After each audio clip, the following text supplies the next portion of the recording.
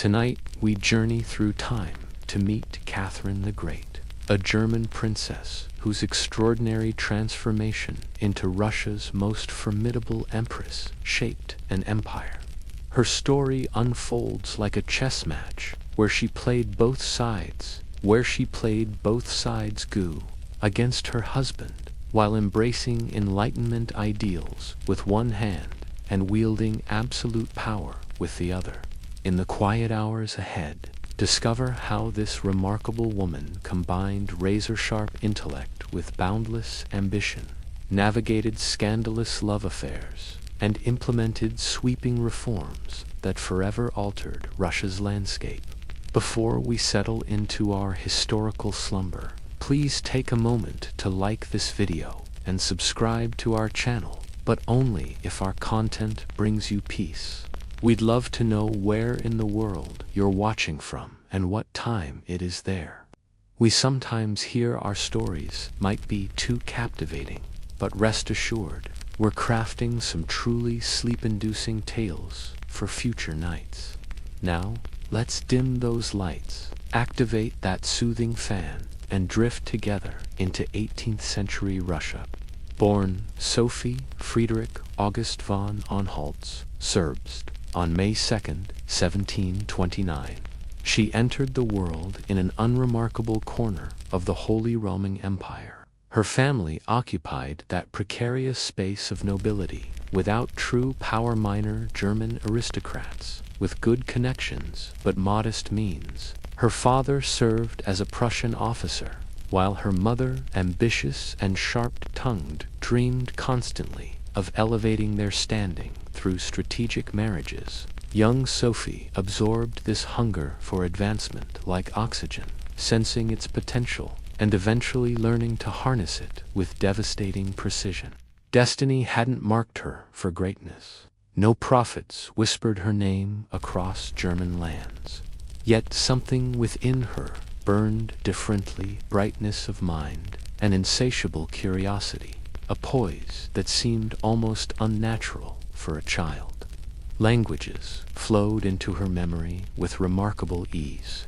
Books disappeared under her voracious appetite for knowledge.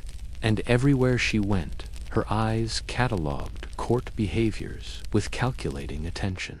Though her physical world remained confined, her mind had already begun wandering the corridors of possibility far beyond Serb's provincial boundaries. At 14, fate intervened. Empress Elizabeth of Russia, childless and concerned with succession, had selected her nephew Peter of Holstein-Gottorp as heir. But every heir needs a bride, and Elizabeth sought someone malleable, someone she could shape to Russian purposes. Sophie was chosen. In a heartbeat, her life's trajectory altered completely.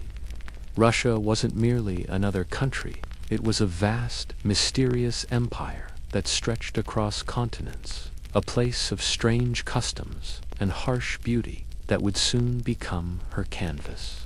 The journey eastward stretched long and bitter through winter landscapes. Sophie arrived in Russia, stripped of almost everything familiar. She lacked Russian language skills, Orthodox faith, and carried little more than her German name as connection to her past. Yet she approached this void not with fear, but with calculated determination. She embraced orthodoxy, taking the name Catherine Alexeyevna. She immersed herself in Russian language studies with such intensity that soon she outpaced her future husband's command of his own empire's tongue. She didn't merely adapt, she transformed, shedding her former self like a snake, discarding an outgrown skin. Her mother criticized her newfound seriousness. Courtiers whispered about her silence. But Catherine was conducting a masterclass in observation, especially of Peter. What she discovered chilled her, a man-child, trapped in perpetual immaturity, more enchanted by toy soldiers than by statecraft or romance. In that moment of clarity, Catherine made her first silent promise. If birthright could give Peter a throne, cunning could win her one. She had entered Russia as another's pawn, yet already invisible pieces were shifting across the board, and Catherine was secretly rewriting the rules of the game. The royal wedding unfolded with all the requisite grandeur, symbolically potent, politically expedient. For Catherine, however, it marked the beginning of a frigid personal winter. Her husband was a profound disappointment. Childish, awkward, emotionally stunted, Peter showed virtually no interest in his bride. He preferred arranging miniature battalions across tables to engaging in courtly affairs or matters of the heart. Sometimes he seemed less a future emperor and more a child playing dress-up in the vast theater of Russia's imperial court. Catherine, however, orchestrated her performance flawlessly. She smiled precisely when protocol demanded. She dressed impeccably. Her eyes missed nothing, especially what behaviors to avoid.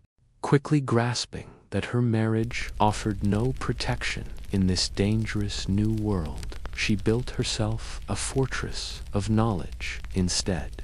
Books became her constant companions, hidden beneath pillows, devoured during sleepless nights. History, philosophy, and the revolutionary ideas of Montesquieu, Rousseau, and Voltaire became her secret curriculum. Through countless letters and private journals, she began crafting her vision of leadership, power wielded not for cruelty or self-indulgence, but for progress, justice, and meaningful reform. Within the palace's labyrinthine intrigues, Catherine was silently becoming something dangerous, a woman with ideas. Yet danger flowed both ways through those gilded corridors. Spies lurked in shadowed alcoves. Alliances disintegrated overnight. Even Catherine's physical health faltered under the strain. Whispers circulated that Peter's resentment ran so deep he deliberately withheld medicine during her life-threatening illness. Though her body recovered, her trust never did. And so began Catherine's meticulous construction of her own support network. Carefully selected nobles, strategic military connections, even her personal physician. She mastered the delicate art of conversation, which words to speak openly, which to withhold entirely, which to whisper behind closed doors. When her marriage became an emotional wasteland, she cautiously sought warmth elsewhere. Lovers entered her life with careful discretion, bringing with them influence, protection, and occasionally genuine affection. Yet Catherine never confused love with her ultimate objective, power.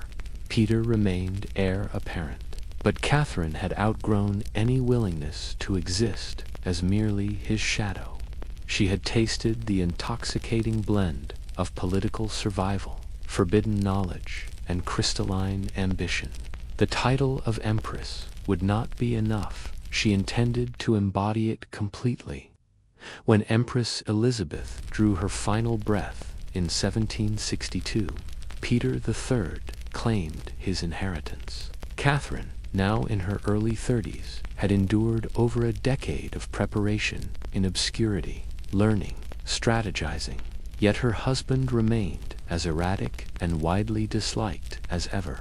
Within mere months of his ascension, Peter managed a remarkable political feat. He alienated the Orthodox Church, offended the nobility, and withdrew Russian troops from a successful campaign against Prussia, supporting his homeland's ally at Russia's expense. His devotion to Frederick the Great disgusted military leaders. His mockery of Russian traditions inflamed the court's resentment. And Catherine, she observed this self-destruction with perfect stillness. She had already cultivated a network of loyal supporters. Chief among them stood Gregory Orlov, a charismatic military officer, and her lover, whose connections to the Imperial Guard proved invaluable. Orlov represented more than romancy, was her bridge to power. Behind closed doors, Catherine shared her vision, made solemn promises, and secured unwavering loyalty. Though she held no legal claim to Russia's throne, she possessed something far more valuable: the absolute confidence of those who carried swords. Then came the decisive moment. On that fateful morning of June 28, 1762, while Peter remained distracted and oblivious, Catherine executed her meticulously planned move, and declared herself Russia's sovereign. They pledged allegiance immediately. In a cascade of support, guards, nobles, and even clergy aligned themselves with her cause. She processed through St. Petersburg wearing full imperial regalia, projecting calm authority, while chaos swirled around her. The populace didn't resist, they welcomed her. Peter fled in panic. Within days, he was forced to abdicate. Shortly afterward, he was murdered under circumstances that pointed to Catherine's supporters, though never directly to her. When questioned about his demise, she offered only the coldest political epitaph: he was no longer necessary. The coup unfolded like a masterfully played chess match, bloodless, swift, and devastating in its precision. No armies clashed in St. Petersburg's streets. No civil war tore through the countryside. Instead, power transferred with the elegant efficiency of a carefully rehearsed dance, each move calculated months in advance. Catherine had accomplished what many thought impossible. A German-born woman had claimed Russia's imperial throne without spilling blood, without majority backing, and without a moment's hesitation. The crown sat upon her head, but the real challenge loomed before hurt transforming legitimacy seized into legitimacy earned. It lived in perception. With the throne secured, she orchestrated her most brilliant performance yet. The coup leader vanished, replaced by a visionary reformer and intellectual force. She didn't merely rule, she curated her image with meticulous attention, positioning herself as the embodiment of Enlightenment ideals on a throne. Her correspondence with Voltaire, Diderot, and Europe's greatest minds wasn't merely intellectual curiosity, it was strategic brilliance. To these luminaries, Catherine represented the tantalizing possibility that philosophy could transform empires. She welcomed them to her court, funded their work, and championed reason and education while never loosening her grip on absolute authority. Yet philosophical ideals collided harshly with Russian realities. The empire Catherine inherited remained deeply feudal, a vast landscape where nobility controlled land and human lives as property. Millions languished in serfdom, bound to soil they would never own. Catherine's enlightened vision included sweeping reforms of this system. In 1767, she convened an extraordinary legislative commission and personally authored the Nakazan instruction document, so progressive it stunned European intellectuals. Its pages condemned torture, elevated education, and proposed radical legal reforms based on equality before law. Foreign philosophers praised its vision. Russian nobles recoiled at its implications. When resistance hardened among the aristocracy and clergy, Catherine Ever, the pragmatist, recognized the dangerous precipice before her. No philosophical ideal justified civil war. She retreated strategically, unwilling to sacrifice her throne on principle alone. Though many ambitious reforms never materialized, Catherine refused to abandon the progressive image she had so carefully constructed. Where possible, she implemented lasting changes that reshaped Russian society. Female education flourished under her patronage, particularly through the groundbreaking Smolny Institute, Russia's first state-sponsored school for women. Cultural institutions bloomed across the empire, as she established theaters, libraries, and museums that transformed St. Petersburg into a glittering cultural capital. Catherine's approach was subtler than Revolution Shea, cultivated enlightenment through inspiration rather than decree. Her reign embodied a precarious balancing act between competing forces, noble loyalty, peasant acquiescence, and philosophical credibility. Behind her eloquent endorsements of liberty lay calculations of political survival, each seemingly progressive gesture precisely calibrated to strengthen rather than diminish her control. Despite her formidable intellect and political disciplines, Catherine confronted one aspect of her reign she could never fully control: the public's fascination with her intimate life. As her relationship with Orlov deteriorated, Catherine applied the same strategic calculation to her romantic partnerships that she brought to statecraft. Her subsequent lovers weren't selected for fleeting passion, but for the assets they brought to her imperial project: administrative brilliance, military prowess, or political utility. These men functioned within her carefully constructed ecosystem of power, each serving distinct purposes in her broader vision. Among these carefully chosen companions, Gregory Potemkin emerged as the most consequential, a man whose brilliance matched Catherine's own. Their relationship transcended conventional romance, burning with intellectual and physical intensity before evolving into history's most effective political partnership. Even as their romantic connection cooled, their alliance reshaped Russia's borders and foreign policy. Potemkin secured Crimea, expanded territorial holdings, and helped transform Catherine's strategic vision into reality. Rumors of a secret marriage persisted, though no definitive evidence emerged. More revealing were their correspondence, thousands of letters brimming with wit, warmth, and mutual respect that continued long after passion had transformed into partnership. Yet Europe's courts and diplomats remained fixated on the empress's bedroom rather than her policies.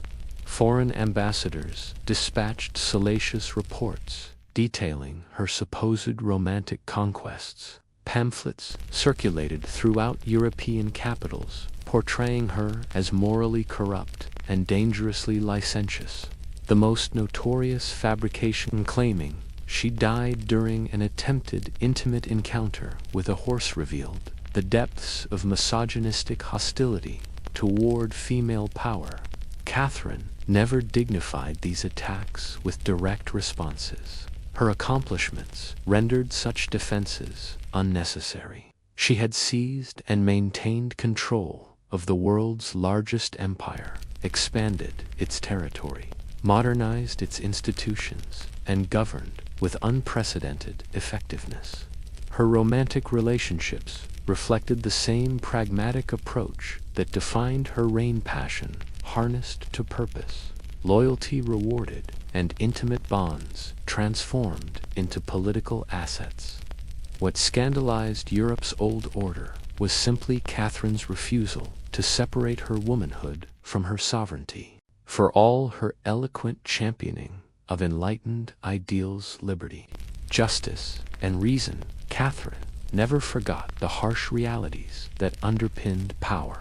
Behind the refined salons where she discussed philosophy, beyond the elegant correspondence with Voltaire, and beneath the progressive pronouncements lay a ruler who understood that maintaining control sometimes required ruthlessness. This contradiction emerged with explosive clarity in 1773 when Russia convulsed with rebellion. Yemlian Pugachev, a Cossack soldier with undeniable charisma, appeared in the countryside claiming to be Catherine's murdered husband, Peter III.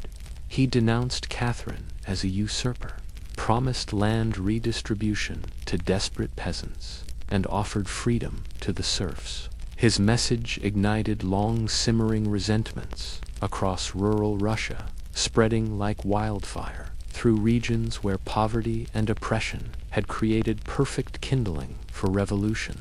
Thus began the Pugachev Rebellion, tempest of discontent that would become the largest peasant uprising in Russian history. The imperial mask Catherine had worn so elegantly now cracked with genuine fear.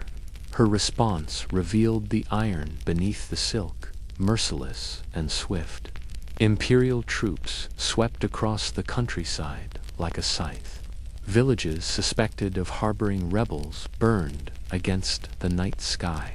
Captured insurgents met horrific ends, tortured for information, then hanged as warnings. Pugachev himself, the charismatic rebel leader who had ignited rural Russia's smoldering resentments, was paraded through Moscow's streets in an iron cage, a spectacle of broken defiance before his brutal execution.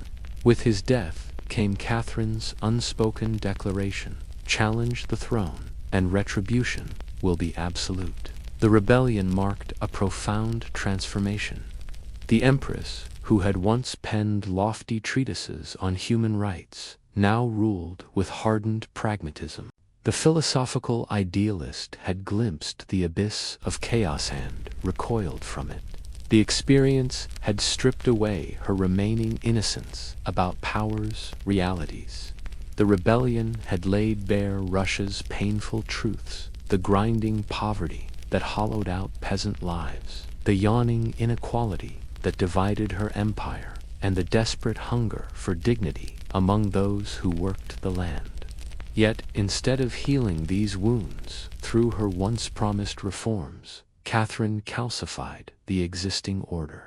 Under her rule, serfdom's chains tightened, the nobility's privileges expanded. The rural masses sank deeper into a bondage now sanctified by imperial decree. Catherine had made her choice aligning with the aristocracy, who guaranteed her throne's stability. This fundamental contradiction haunted her later reign. To Europe, she remained the enlightened sovereign, the cultured patron of arts and science.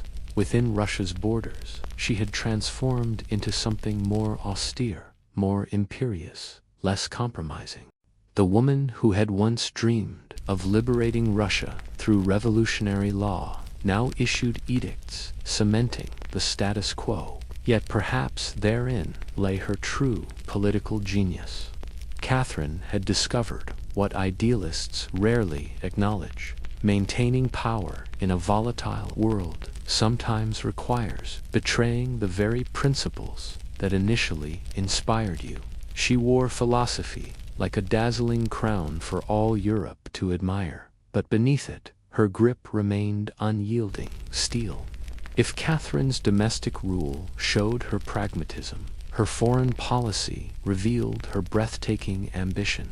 Unlike monarchs content merely to protect their inheritance, Catherine envisioned expansion with architect's precision.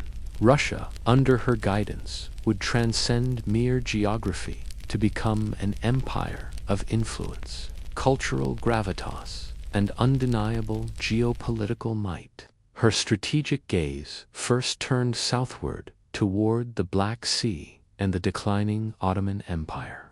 Controlling Crimea offered tantalizing prizes: year-round warm-water ports, lucrative new trade routes, and commanding strategic advantage. Though the conflicts proved protracted and blood-soaked, Catherine's military, guided by her brilliant partner Gregory Potemkin, pressed forward relentlessly. By 1783, Crimea fell under Russian control. The empire now commanded direct Black Sea access and claimed its rightful place among maritime powers. Catherine's western ambitions proved equally calculated. Poland, fractured by internal divisions and weakened by centuries of political dysfunction, became her next strategic focus. With masterful duplicity, she positioned herself as Poland's stabilizing protector, while methodically orchestrating its dismemberment. Through 3 systematic partitions, she collaborated with Austria and Prussia, to systematically dismantle the once sovereign state. By the final partition in 1795, Poland had vanished from Europe's map. Its eastern territories now belonged to Catherine's expanding empire, the culmination of diplomatic strategy, both ruthlessly effective and morally unflinching. Under her three-decade reign, Russia's borders swelled by over 200,000 square miles, an imperial expansion of staggering proportions. Millions of new subjects came under her rule: Ukrainians, Belarusians, Lithuanians, Tatars, Jusich, bringing distinct languages, traditions, and expectations. The Russian Empire had never encompassed such vastness or diversity. Yet this expansion carried profound governance challenges. Newly acquired territories bristled under Russian authority. Some demanded autonomy, while others harbored independence dreams. The empire Catherine built grew increasingly unwieldy. She responded with characteristic administrative vigor, organizing provinces, establishing educational institutions, and implementing standardized governance structures, but found herself perpetually racing against the undercurrents of discontent. Throughout these territorial conquests, Catherine maintained remarkable composure. With rhetorical brilliance, she reframed naked imperial expansion as civilization's benevolent advance. Her diplomatic correspondence portrayed Russia not as devouring nations, but as extending Enlightenment's reach. To her European allies, she presented herself as a visionary stateswoman. Her enemies saw only a predatory imperialist. Yet history recognizes something more nuanced: a ruler who expanded an empire not through impulsive conquest, but through meticulous strategy and diplomatic artistry. With each acquisition, Catherine's Russia grew not merely in landmass, but in geopolitical aspiration. As decades passed, Catherine's intellectual vigor remained undiminished, even as physical vitality began its inevitable decline. Into her 60s, she maintained rigorous government involvement, reviewing reports. Yet the world beyond Russia's borders underwent seismic transformation. Revolutionary fervor swept across Europe. The 1789 French Revolution sent devastating shockwaves through royal courts everywhere. Monarchs faced guillotines. Crowds demanded unprecedented freedoms. For an empress who had once corresponded warmly with Enlightenment philosophers, these developments provoked profound disquiet. Catherine, once eager patron of radical thinkers, now regarded philosophical ideas as dangerous, incendiary devices. She banned revolutionary French literature, tightened censorship regulations, and transformed her previously intellectual court into a guarded, suspicious environment. Her Enlightenment values, it seemed, had practical limits. Personal isolation deepened her conservative turn. Gregory Potemkin, the great love and partner of her life, died in 1791. Though their relationship had evolved from passionate romance to political alliance, his loss created an irreplaceable void. She continued, surrounding herself with younger male favorites, men offering charm and loyalty, but rarely matching the strategic brilliance of her earlier companions. Looming over Catherine's final years was the problem of succession. Her son Paul inspired neither confidence nor affection. She saw in him none of her analytical brilliance or emotional discipline, only impulsiveness, instability, and attraction to autocratic principles that contradicted her more sophisticated governing approach. In private, she contemplated an extraordinary solution: bypassing Paul entirely to install her grandson Alexander as Russia's next ruler. It was a bold, dynastic gambit she would never complete. In November 1796, Catherine suffered a catastrophic stroke. She never regained consciousness, dying days later in her private chambers, surrounded by unfinished reform documents and journals filled with thoughts that would remain forever unexpressed. When Paul took the throne, his first act was a decisive stroke against his mother's legacy. With calculated swiftness, he dismantled her policies one by one, as if erasing her fingerprints from Russia's imperial machinery. In a final gesture of historical irony, he laid Catherine to rest in Peter's mausoleum, entombing her beside the husband she had overthrown, the man whose mysterious death had paved her path to power. United in cold marble, they lay side by side in death's silent embrace, though in life they had been separated by ambition, betrayal, and the vast gulf of incompatibility. The court's mourning rituals unfolded in somber procession. The empire paused in contemplative silence, and across Europe, royal houses watched as one of history's most remarkable monarchs passed into legend.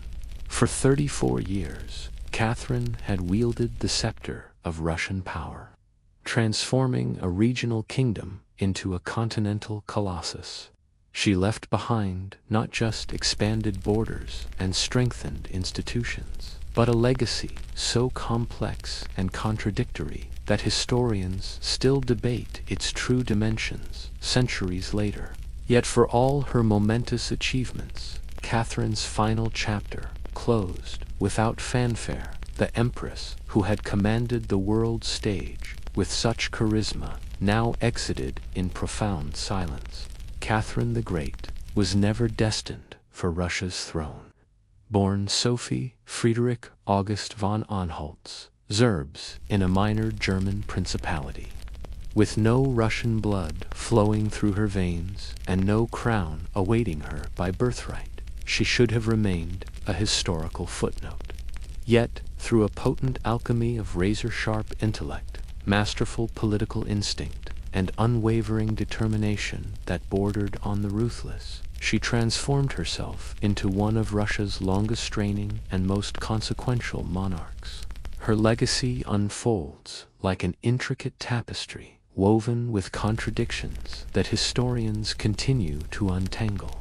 In public correspondence and imperial proclamations, she embraced the Enlightenment's lofty vocabulary: justice, reason, reform, and engaged in spirited dialogue with Europe's greatest philosophical minds. She attempted to transplant progressive Western ideals into the frozen soil of Russia's autocratic tradition.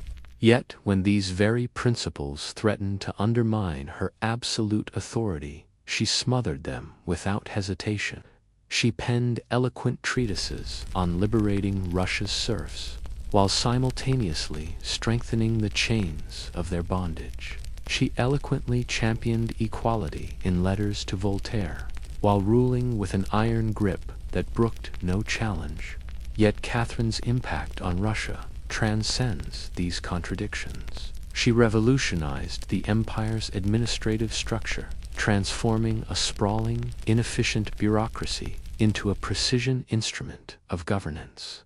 Under her meticulous guidance, Russia sprouted schools where ignorance had prevailed, hospitals where suffering had gone unattended, and cultural institutions where only military barracks and church spires had previously defined the landscape.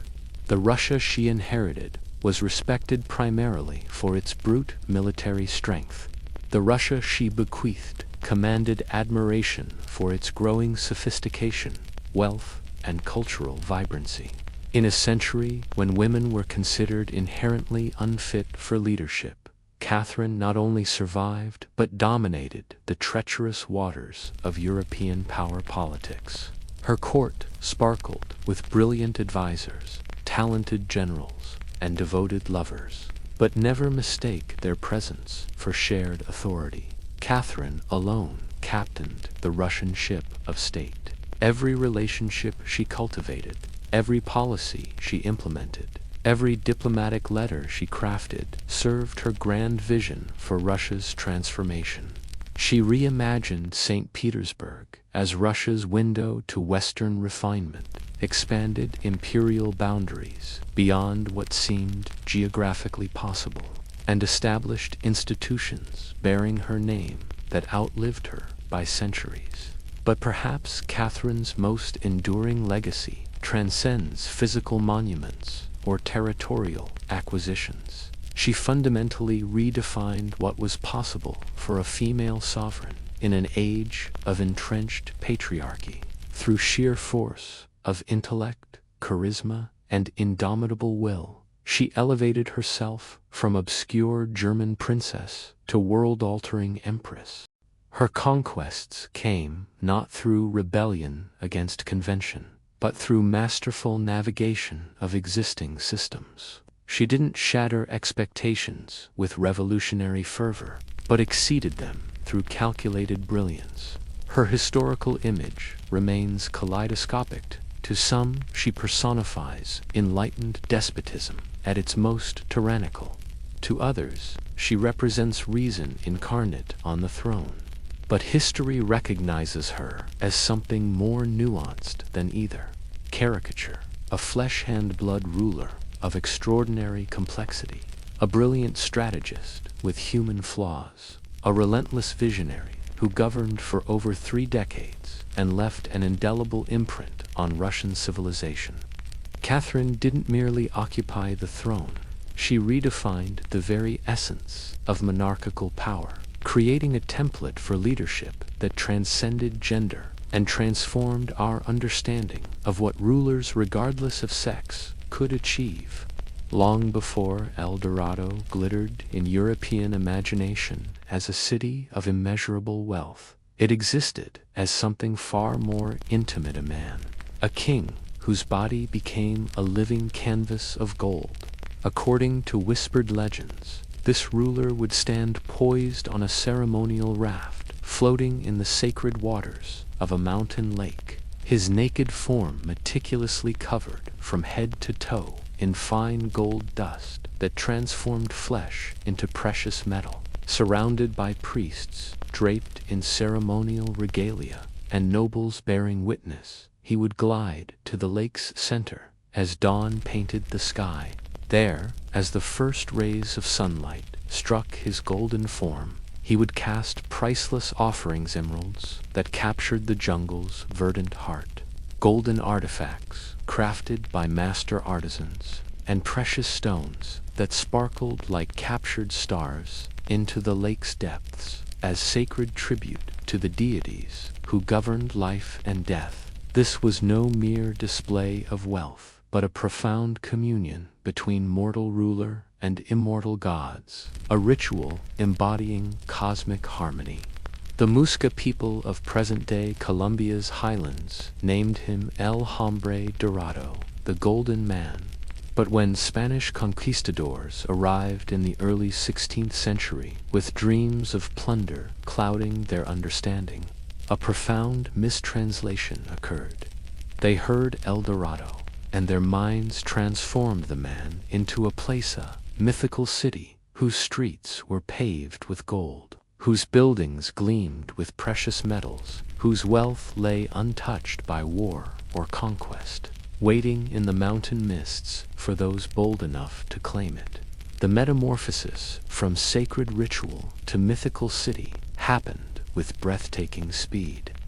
In the fever-dream imaginations of European adventurers, El Dorado expanded from a single golden figure to an entire city, then a kingdom, and finally a vast empire hidden somewhere in South America's impenetrable heart. The name transcended its literal meaning, the Gilded One, to embody every European fantasy of New World riches.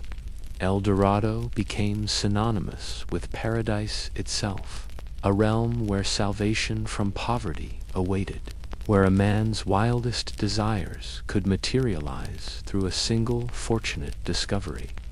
For the Spanish conquistadorsmen who had abandoned homeland and family, who survived treacherous ocean crossings, who now found themselves starving and desperate in alien landscapes thousands of miles from anything familiar. Such a myth proved irresistibly intoxicating. The whisper of El Dorado raced through South America's steaming jungles like wildfire, carried on the breath of every explorer, every soldier, every dreamer. Somewhere beyond the next mountain range, hidden behind impenetrable walls of vegetation, the indigenous peoples encountered by these gold-fevered Europeans quickly recognized the dangerous obsession taking root. They spoke with calculated caution to these strange, bearded men, whose weapons and cruelty had already demonstrated their deadly potential.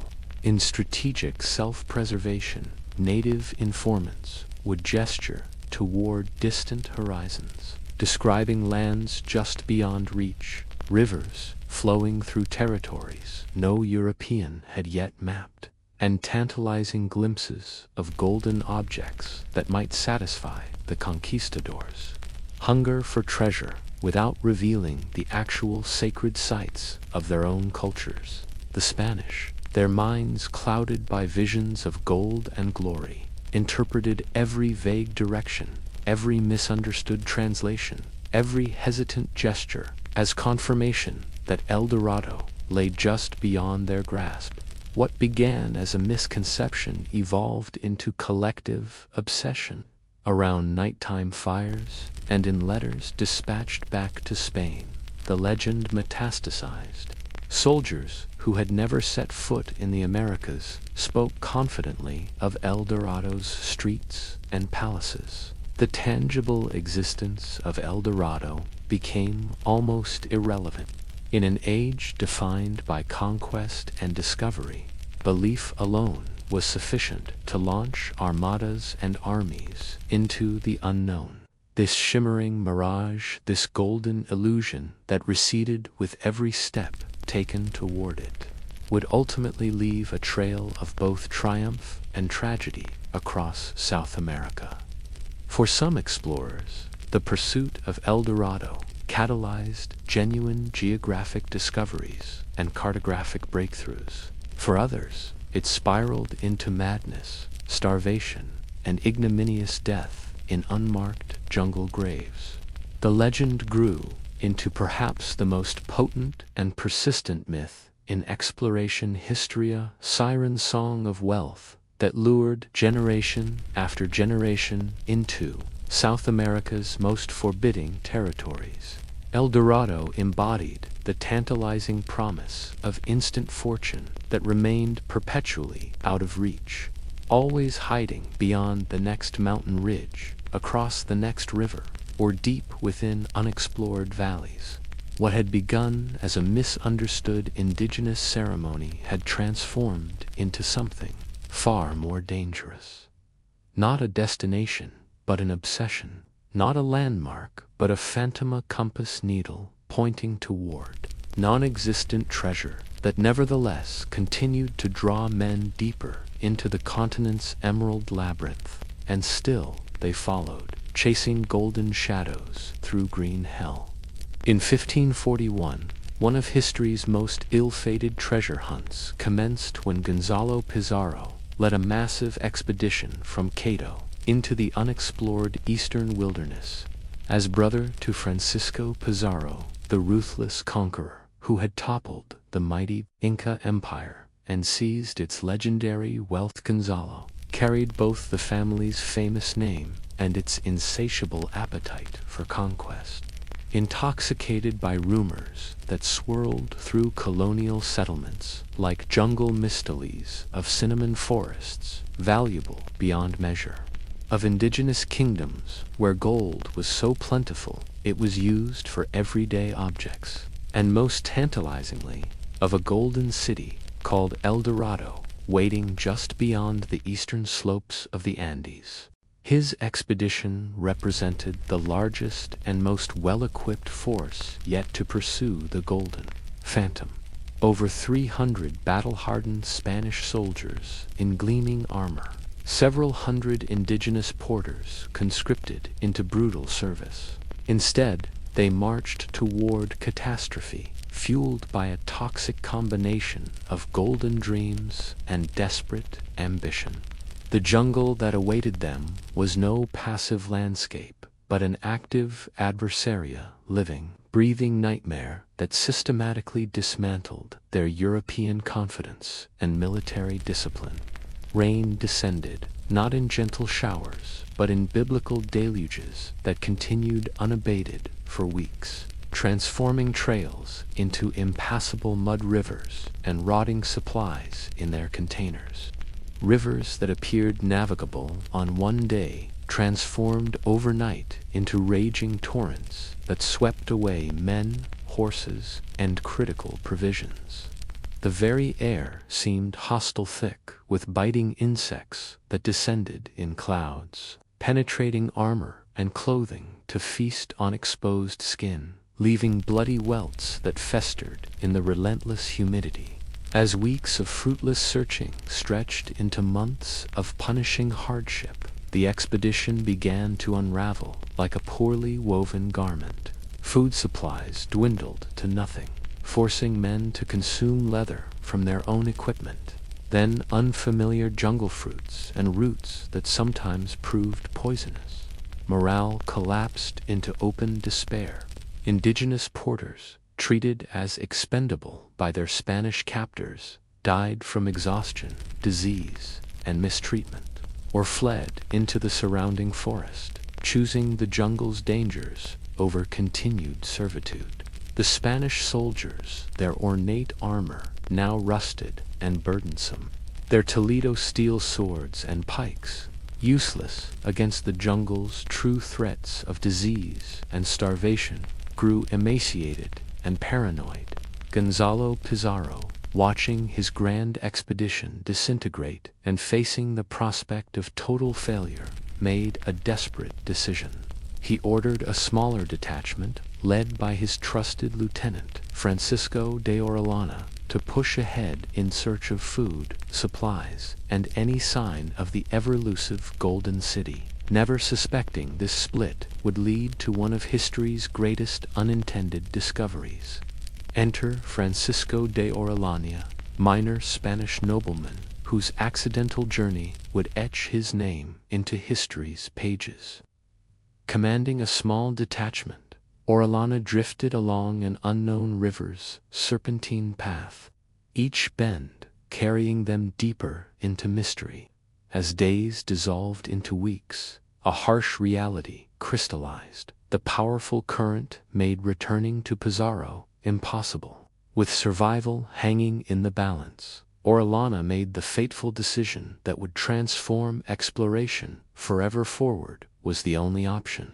Aboard a hastily constructed brigantine with a handful of desperate men, he surrendered to the river's will, following what would eventually be known as the Amazon through the continent's verdant heart. The journey unveiled astonishing revelations. Not empty wilderness, but sophisticated indigenous societies flourishing along the riverbanks.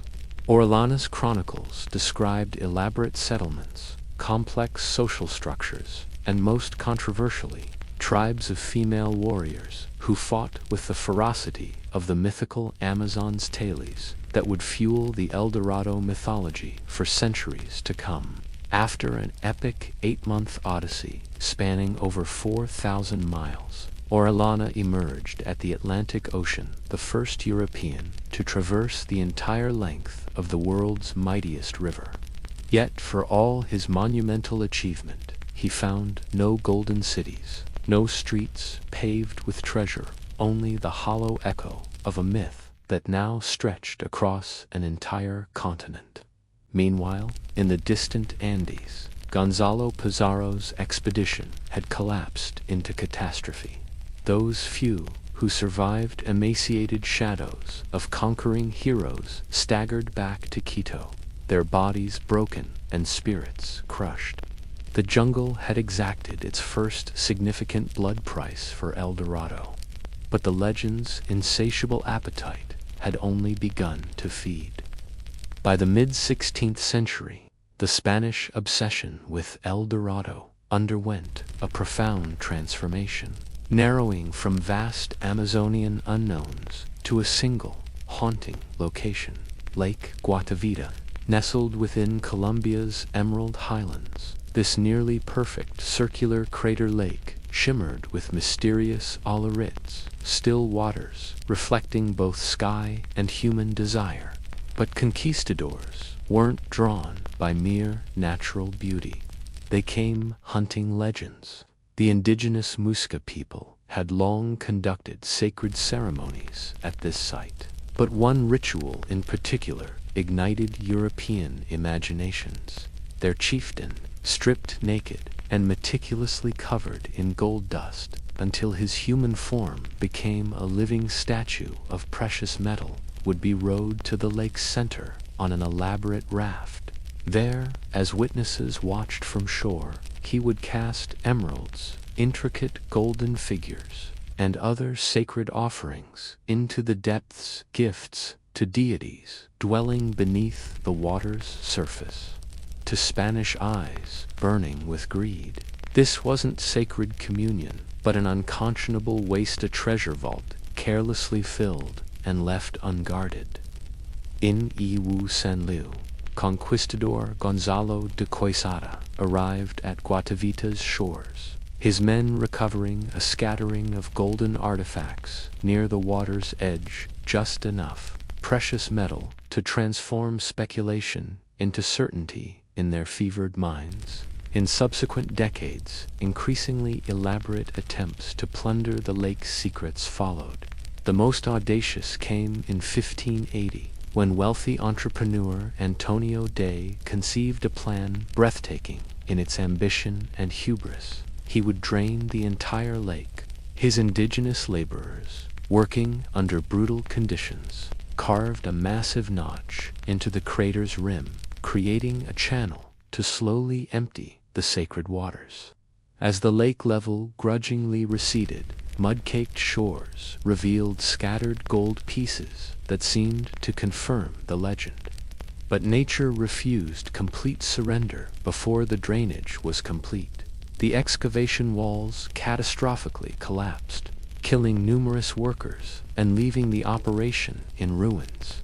While some golden treasures were recovered, the mythical mother lode remained tantalizingly out of reach, protected by layers of silt, water, and perhaps something more mystical.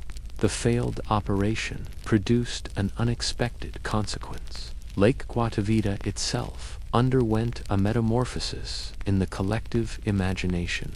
No longer simply backdrop to legend, the lake became its pulsing heart, a living entity that had received centuries of golden offerings, harbored ancient secrets beneath its placid surface, and most importantly, refused to surrender its treasures to those who approached with greed rather than reverence.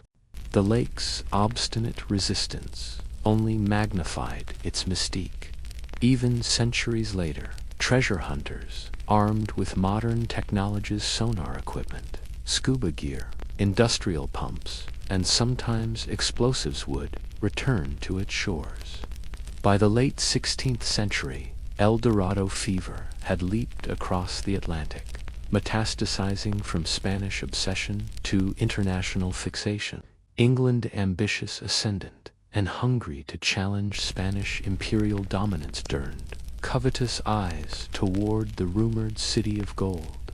No Englishman embraced the glittering mirage more fervently than Sir Walter Raleigh, courtier, poet, soldier, and favorite of Queen Elizabeth I.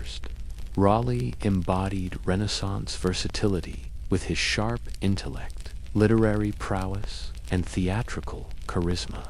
Yet beneath this cultured exterior burned ambition so fierce it bordered on desperation, a consuming need to carve a legacy that would rival the great conquistadors whose exploits were recounted in hushed, admiring tones throughout Europe. For Raleigh, El Dorado represented more than mere treasure. It was personal destiny, The cosmic appointment with greatness he had always believed awaited him. In 1595, Raleigh embarked for Guyana, the vast, unmapped region surrounding the Orinoco River in present-day Venezuela. His preparation had been meticulous, poring over captured Spanish documents, interrogating indigenous informants, and synthesizing fragments of information into conviction that somewhere in the rain-drenched interior lay the golden prize that would transform England's fortunes and his own. The expedition confronted punishing conditions, impenetrable jungle, sweltering heat, treacherous terrain, and hostile tribes. Yet, when Raleigh returned to England, he carried something more valuable than gold, a story magnificent in its detail and allure. Rich and beautiful empire of Guyana described a civilization hovering just beyond Rika, golden land ruled by an emperor of unimaginable wealth, awaiting English alliance and exploitation. The book featured tantalizing geographical descriptions and suggestive details, while cleverly avoiding anything that could be definitively disproven. Though he returned with no tangible treasure, Raleigh's narrative, crafted with a poet's flair and a courtier's understanding of desire, captivated England's imagination. Queen Elizabeth was intrigued by its imperial possibilities. The public devoured its exotic promises. Raleigh, momentarily at least, achieved the fame he craved. But fortune's wheel turned with cruel swiftness. Queen Elizabeth, Raleigh's royal protector, died. King James I, harboring suspicion toward his predecessor's favorites, imprisoned Raleigh in the Tower of London on charges of treason. Yet even confinement couldn't extinguish the golden fever that had infected his mind. El Dorado remained his obsession, his potential redemption.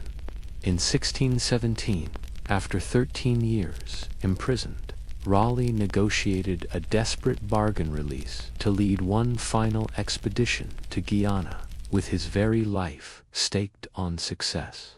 The journey unraveled with tragic swiftness. Raleigh, too ill to leave the coast, sent forces upriver, where they attacked a Spanish settlement, violating strict royal instructions and the fragile peace between England and Spain.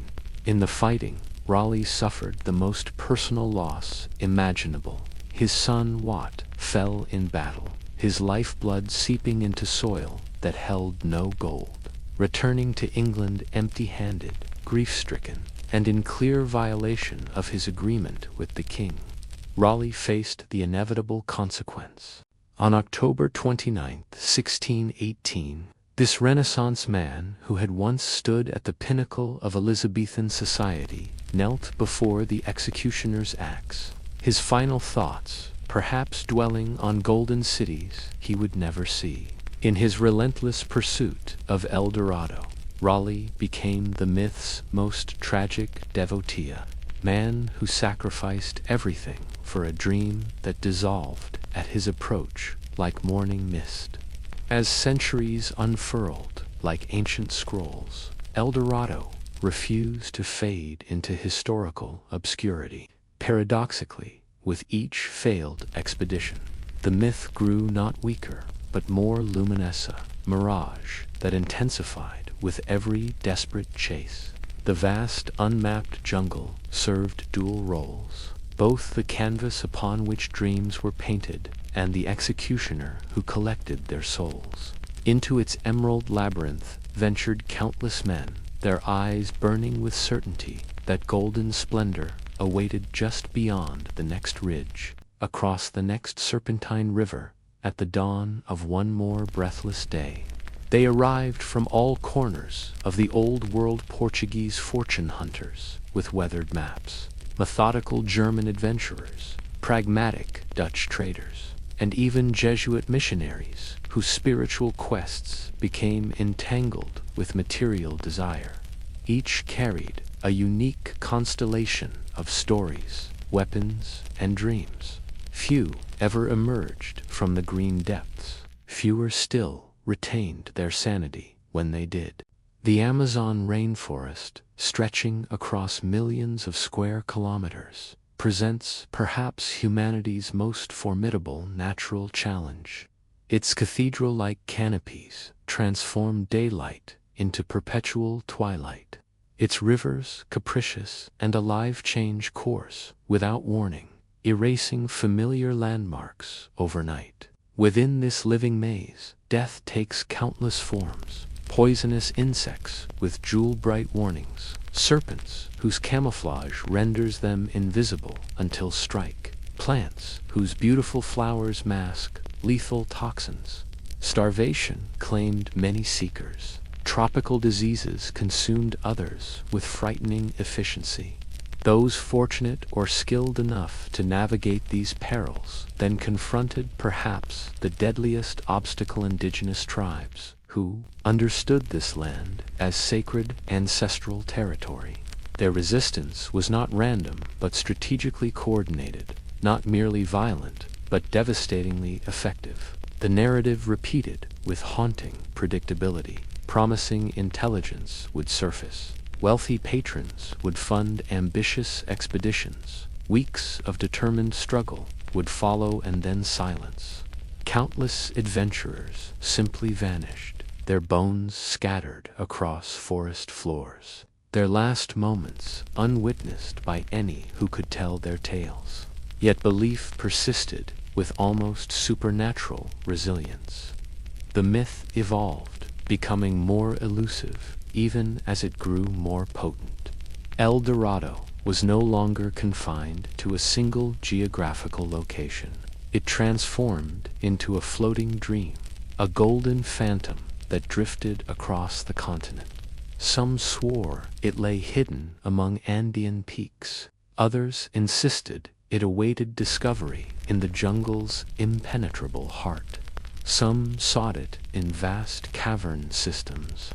Others dragged lake bottoms for its treasures. The legend shapeshifted to accommodate each explorer's particular hopa chameleon quality that made it not just alluring but dangerous. The jungle required no elaborate traps or standing armies to defend its secrets. Its most powerful weapon was simply time, patient, endless time.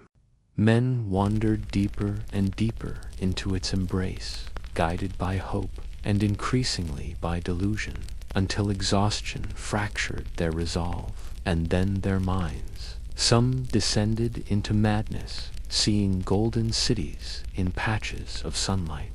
Others, driven by desperation, turned against their companions with shocking violence. The boundary between explorer and victim gradually dissolved until no distinction remained.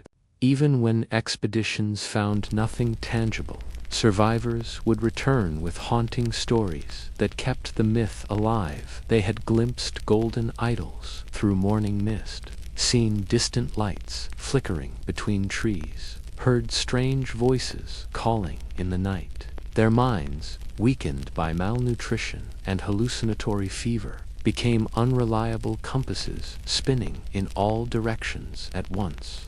El Dorado had evolved beyond mere geographical destination into psychological labyrintha paradise, eternally promised but demanding everything in exchange for its revelation.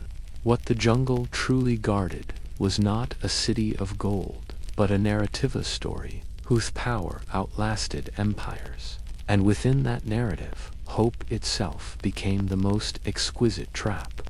For centuries, scholars dismissed El Dorado as pure fantasia, chimera born from an alchemical mixture of European greed, cultural misunderstanding, and imperial arrogance. But recent decades have yielded something remarkable. Evidence suggesting El Dorado wasn't entirely fabricated. Not the fabled city with golden walls, certainly not streets paved with treasure, but something perhaps more significant: signs of vast, sophisticated civilizations that once flourished in regions conquistadors described as empty wilderness.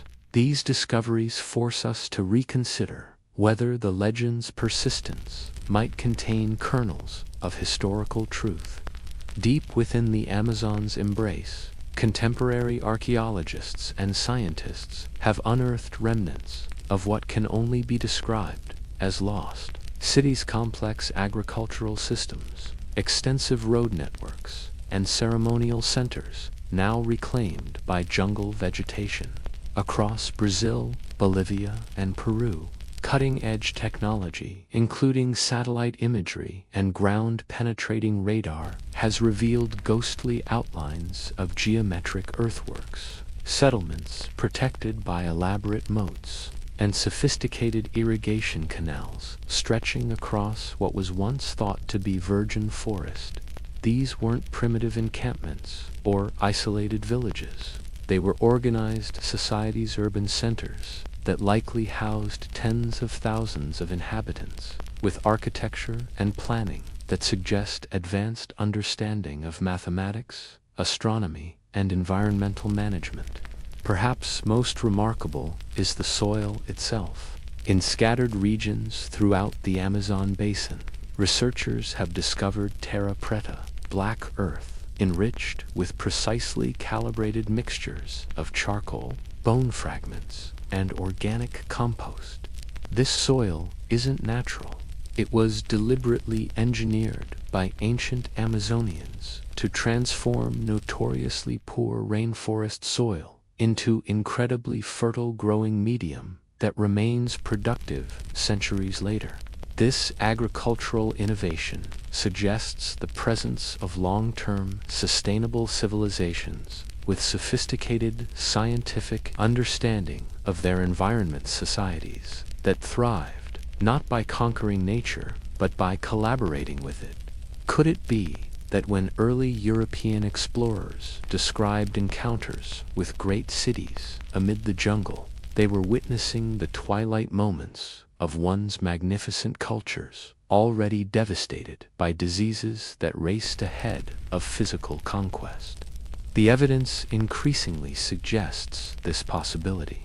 Even Francisco de Orellana, whose 1542 Amazon journey was long dismissed as exercise in exaggeration, now undergoes scholarly reassessment. His detailed accounts of encountering densely populated riverbanks, sophisticated settlements, and hierarchical societies were ridiculed for centuries as convenient fictions designed to excuse his failure to find gold. Yet contemporary archaeological findings increasingly align with his descriptions. The civilizations he claimed to witness may have been real, their grandeur perhaps amplified by European expectations, but their existence no mere invention. Orellana may have been telling truth that Europe simply wasn't prepared to comprehend a truth that contradicted its comforting narrative of bringing civilization to primitive lands. Perhaps then, El Dorado was never one singular golden city, but rather the collective memory of many real ones, a kaleidoscopic reflection of diverse, thriving cultures that dazzled European observers before vanishing beneath jungle canopy and historical amnesia. The legend wasn't constructed from nothing. It grew from fragmentary truths, misunderstood cultural practices, and encounters with societies already beginning their decline. The gold that so obsessed European seekers may have been partly symbolic, the architectural grandeur exaggerated through retelling, but the roots of the story were anchored in authentic human achievement. El Dorado may not have existed as a place one could mark on maps, but it persisted as memory, an echo of civilizations whose full story we are only now beginning to uncover. As El Dorado's legend permeated European consciousness, it transcended mere tavern tales or poetic fancy. The myth became cartographic reality, etched into maps with the same confidence as known rivers and documented mountains. From the 16th through 18th centuries, Mapmakers, cartographers, working more from imagination than observation, began filling South America's terra incognita with elaborate invention. These blank spaces represented twin terrors to the European mind: geographic ignorance and possibility without bounds. Both were unsettling, both demanded resolution, and nothing filled such voids more effectively than promises of gold. Across yellowed parchment maps from this era, El Dorado appears in ornate calligraphy, confidently positioned beside features that existed nowhere but in human imagination. On some maps, the Golden City nestles near Lake Guadavita, lending credibility through proximity to a known location. On others, it floats mysteriously deep within Amazonian expanses or hides behind the Orinoco's meandering course. The most elaborate cartographic fantasies included entire golden empires, complete with illustrated palaces, sun-worship temples, and fantastical creatures guarding approaches to these treasures. Serpents and dragons coiled along riverbanks. Strange hybrid beasts prowled jungle margins. These weren't simply decorative elements. They visualized both desire and fear, mapping the psychological landscape of conquest as much as physical terrain. These maps weren't created primarily to deceive, though deception was their inevitable effect. Their purpose was more nuanced. They were designed to sell. Each elaborately illustrated chart functioned as siren song to different audiences: monarchs seeking imperial expansion, merchants calculating potential profits, mercenaries hunting employment in new conquests. The maps catalyzed funding for expeditions, justified territorial claims over lands never actually surveyed, and provided explorers with destinations just plausible enough to pursue. Their strategic ambiguity was not weakness but strength. The less precisely El Dorado was located, the more room remained for imagination, and the more difficult it became to definitively disprove its existence. Thus, the myth propagated not merely through storytelling, but through seemingly authoritative geography. These cartographic fictions followed diverse paths to influence. Some found their way into royal courts, examined by monarchs making consequential decisions about imperial investment. Others were published in widely circulated books, passing from hand to hand among merchants, nobles, and dreamers, transfixed by possibilities of distant wealth. The maps underwent continuous transformation, copied, plagiarized, embellished with each iteration. Every new version adding more detail, more specificity, more tantalizing features. What began as speculation hardened into geographical fact through repetition. These phantasmal landscapes produced real-world consequences. Expeditions launched based on their fictional coordinates. Lives sacrificed pursuing rivers and mountains that existed only in cartographers' imaginations. Indigenous populations displaced by colonial enterprises, founded on myths inscribed by men who had never ventured beyond European shores. Perhaps most revealing is the persistence of these maps even after El Dorado had been intellectually discredited. Long after rational minds had abandoned hope of finding the Golden City, its location continued appearing on charts and globes. This cartographic afterlife reveals something profound about human psychology. We don't easily surrender hope, especially hope adorned with gold. A map represents more than geographical information, embodies promise, possibility, direction in uncertain world. These glittering promises retained their power even when contradicted by exploration.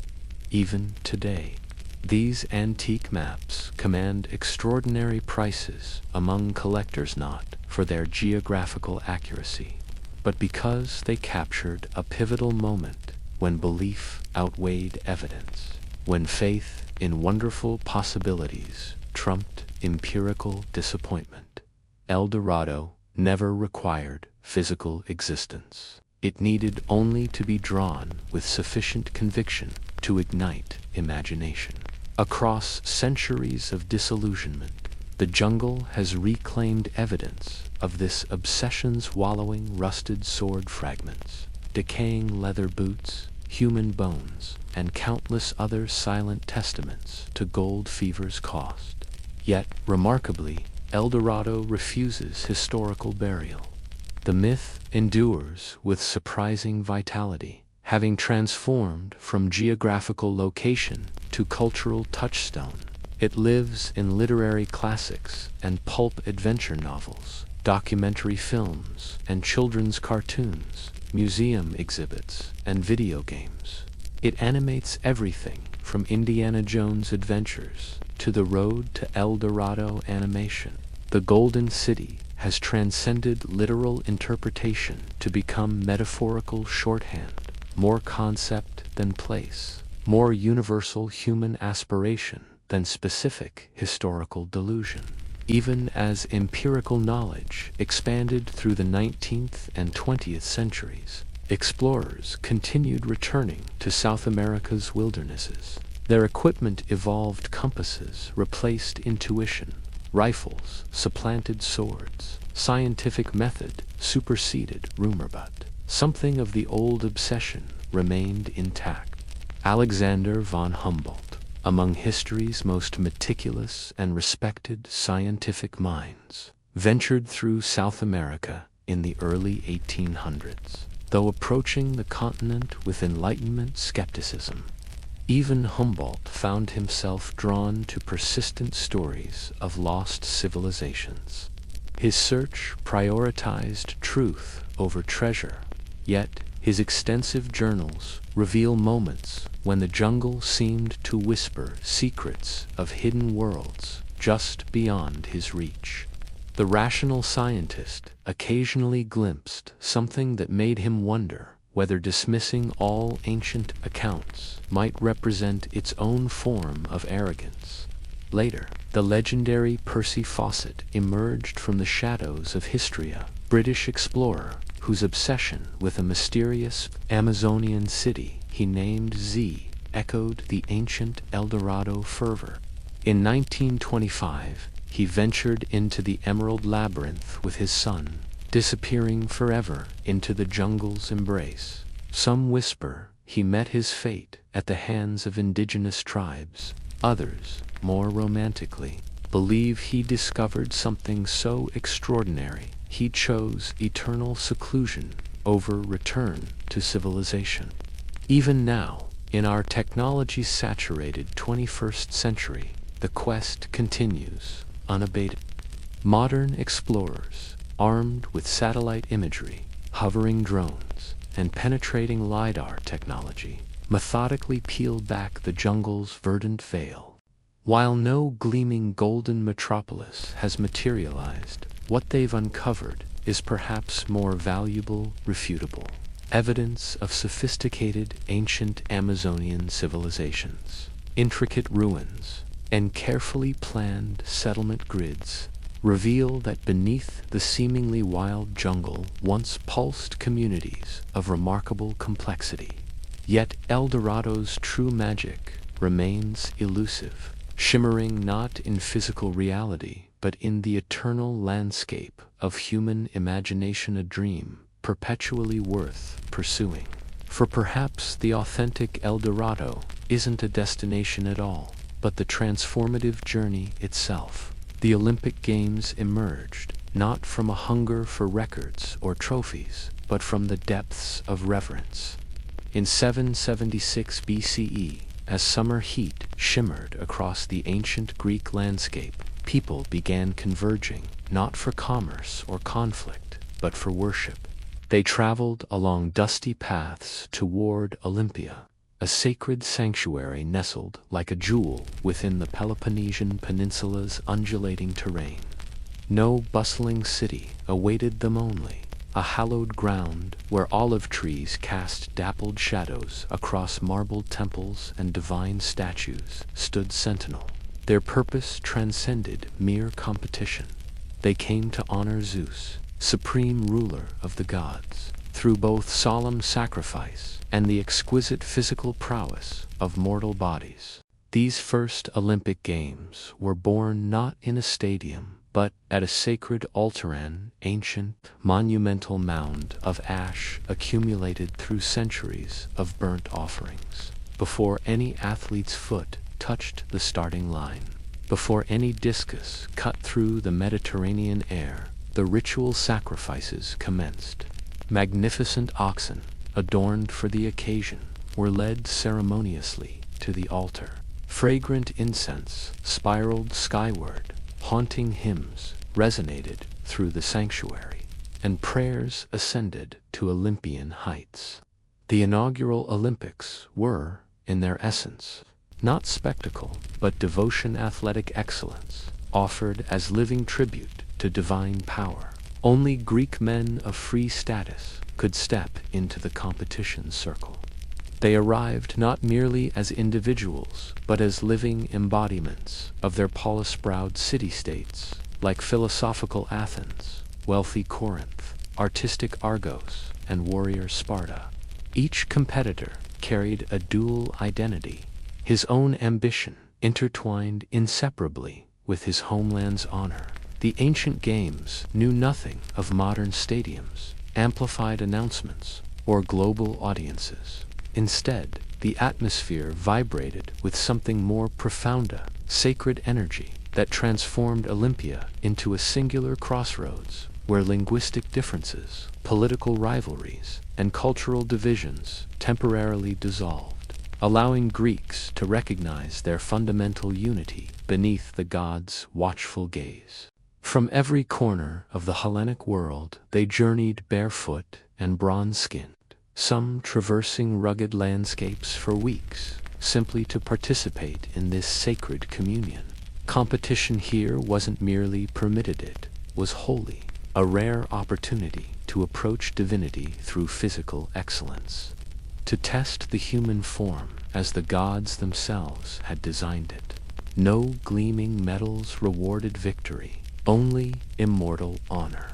No emperor commanded this gathering. No king ordained these games. They sprang organically from something deeper, current, running through the very soul of Greek identity. Here, beneath temple shadows, under Zeus's omniscient eye, the Olympic Games drew their first breath, not as athletic competition, but as sacred ritual physical prowess transformed into prayer.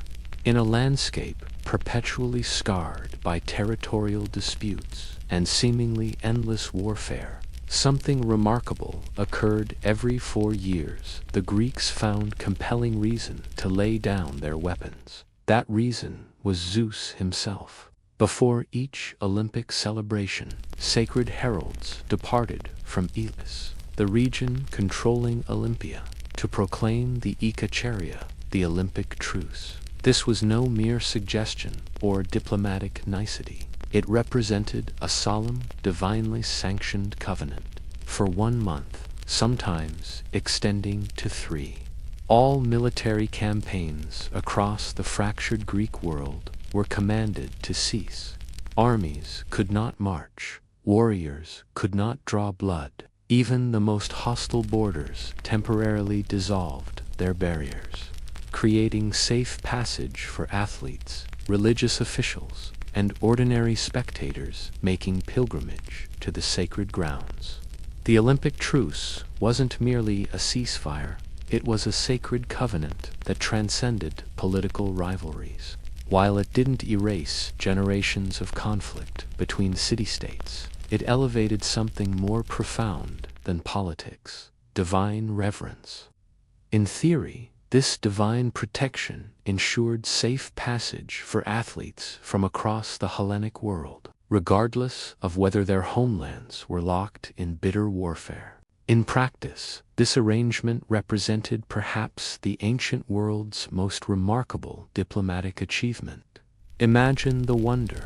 Warriors who had clashed with spear and shield one season could stand shoulder to shoulder on the racing track the next. Even Sparta, with its legendary martial culture and fierce independence, honored the truce throughout much of its early history.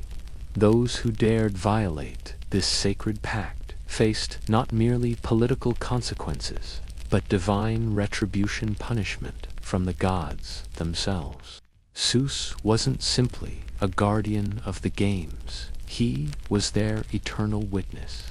At Olympia, his massive bronze likeness stood vigilant, thunderbolt clasped in hand, a silent yet powerful reminder that divine laws transcended mortal disagreements. The truths served purposes beyond mere safety. It fostered a profound sense of unity. Greece wasn't a unified nation, but rather a mosaic of fiercely independent city-states, frequently entangled in bloodshed. Yet, through this sacred armistice, these fractured peoples could converge in a single sanctuary for a shared purpose, bound together by collective reverence that momentarily eclipsed their differences. This temporary peace represented something far beyond political convenience. It was profoundly symbolic. The truce demonstrated that even in a world dominated by perpetual conflict, humanity could create islands of harmony, respect, and sacred ritual. For these precious few days, Hellenic identity soared above petty rivalries. As athletes stepped into the arena, crowned with freshly cut olive wreaths, they competed under the gentle authority of a peace unlike any other, not one enforced by armies or royal decree, but one commanded by the immortal gods themselves. At Olympia, competitors shed all external trappings. No uniforms, no tunics, no armor concealed the human form. The athletes of ancient Greece competed in complete nudity, deliberately and purposefully exposed. While such practice might shock modern sensibilities, to ancient Greeks, the unclothed body wasn't something to conceal, but something to exalt. Physical attributes like strength, symmetry, and disciplined musculature transcended mere appearance. They manifested virtue, revealing the soul made visible through physical form. Competing naked wasn't merely permitted, it was expected, an essential component of the sacred ritual. The very word gymnasium derives from gymnos, the Greek term for naked. Athletes meticulously prepared their bodies, applying olive oil, not from vanity, but to highlight muscular definition and reduce friction during movement. Fine dust was often sprinkled atop the oil, preventing slippage, while accentuating the body's contours. Within this hallowed setting, the human form transcended its mundane nature, becoming living art that honored divine creation. This ritual nakedness served purposes beyond aesthetics, symbolized radical equality. Within the arena, markers of wealth and social hierarchy were literally stripped away. What remained was pure merit, discipline, effort, and raw physical prowess. The body became the only uniform, excellence, the only meaningful rank. Yet this exposure carried profound moral significance. For Greeks, shame resided not in nakedness, but in cowardice, deception, or inadequate preparation. To step onto the track, into the wrestling pit, or before the javelin line without clothing made a powerful declaration: I conceal nothing. This was ultimate transparency, the athlete presenting himself before gods and countrymen in complete authenticity. The artistic legacy of this era reflects this reverence. Exquisitely carved statues of runners, discus throwers, And wrestlers, often idealized yet anatomically precise, weren't mere decorative objects. They embodied the heroic spirit, frozen in marble for countless generations to contemplate and admire. Even the gods themselves, Apollo with his perfect proportions, mighty Heracles with his impossible strength, were depicted in this same heroic nudity, blurring the boundary between mortal and divine. Women, predictably, were excluded from this masculine domain, barred not only from competition but even from spectating. Only unmarried girls were occasionally permitted as observers, and even this exception was rare. The Olympic space remained exclusively male, sacred, exposed, competitive, and ritualistic. Within this unique environment, nudity wasn't considered indecent or scandalous, it was divine. The naked athlete stood as a living offering to the gods, a body trained to perfection, tested against worthy opponents, and transformed through discipline, not merely for personal glory, but ultimately for the favor of Zeus himself. In the first Olympic Games, victory was absolute, singular, and uncompromising. Unlike today's tiered recognition, ancient Greece celebrated only one champion. No silver medals adorned second-place finishers. No bronze consoled third place. The Greeks believed excellence could not be divided or shared.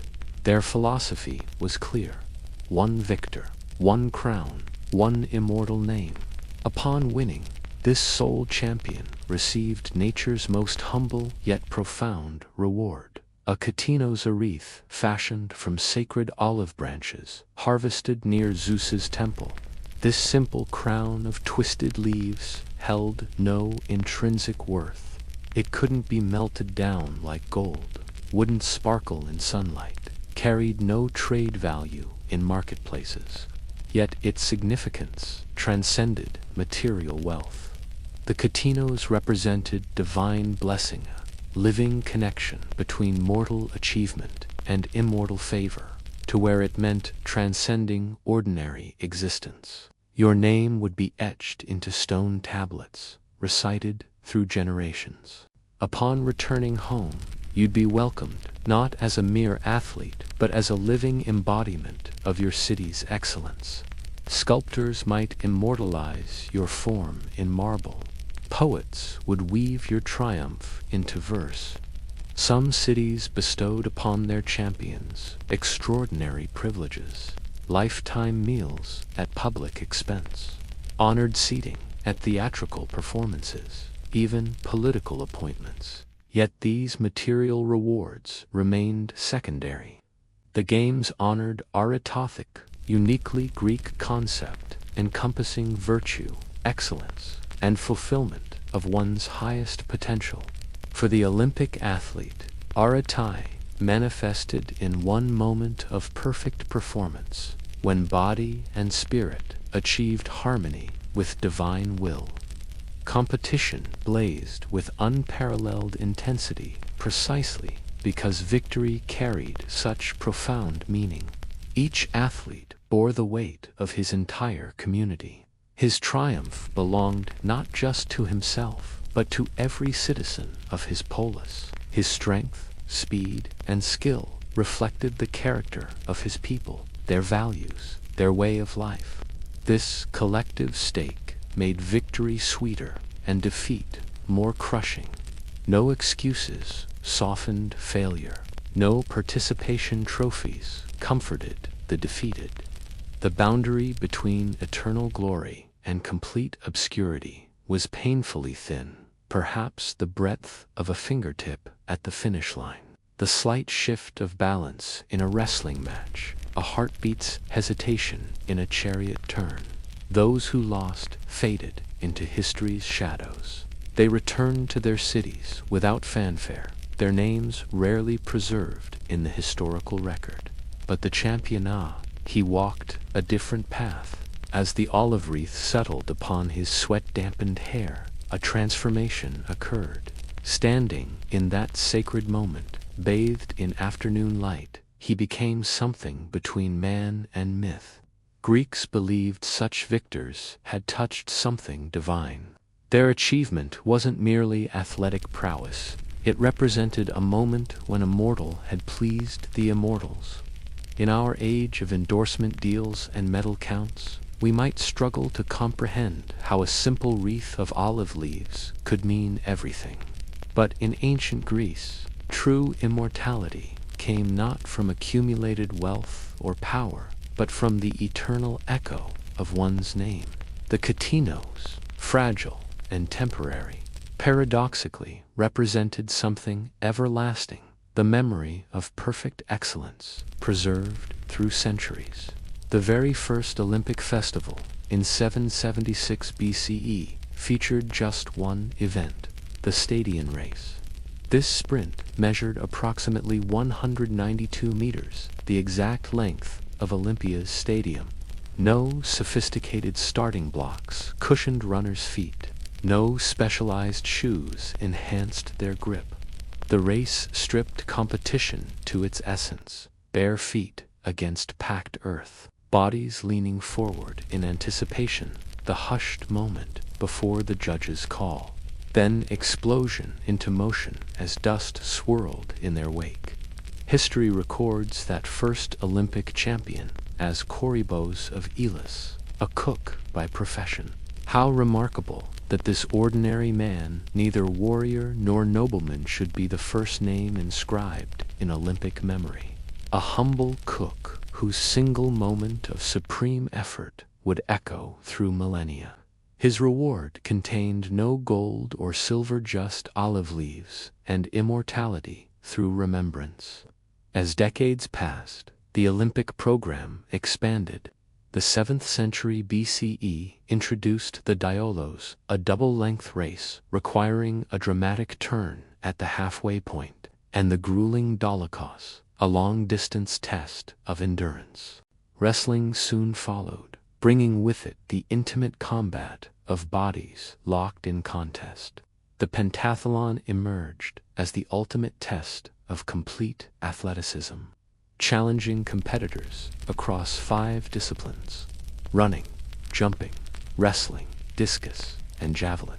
To triumph required not specialized excellence in one area, but comprehensive mastery of the athletic art's speed, strength, coordination, and tactical intelligence. Perhaps most fearsome was the Pancration, brutal amalgamation of wrestling and boxing with precious few restrictions. Combatants could punch, kick, choke, and lock joints. Only eye gouging and biting were forbidden. Men entered this contest knowing they might leave permanently disfigured. Some never left at all, preferring death to submission. Those who conquered the Pancration achieved legendary status, their bodies living proof of indomitable will. Later came the thunderous spectacle of chariot racing in the hippodrome. These contests combined wealth, danger, and drama as teams of horses careened around tight turns. Wheels splintered, drivers were trampled, fortunes lost in moments.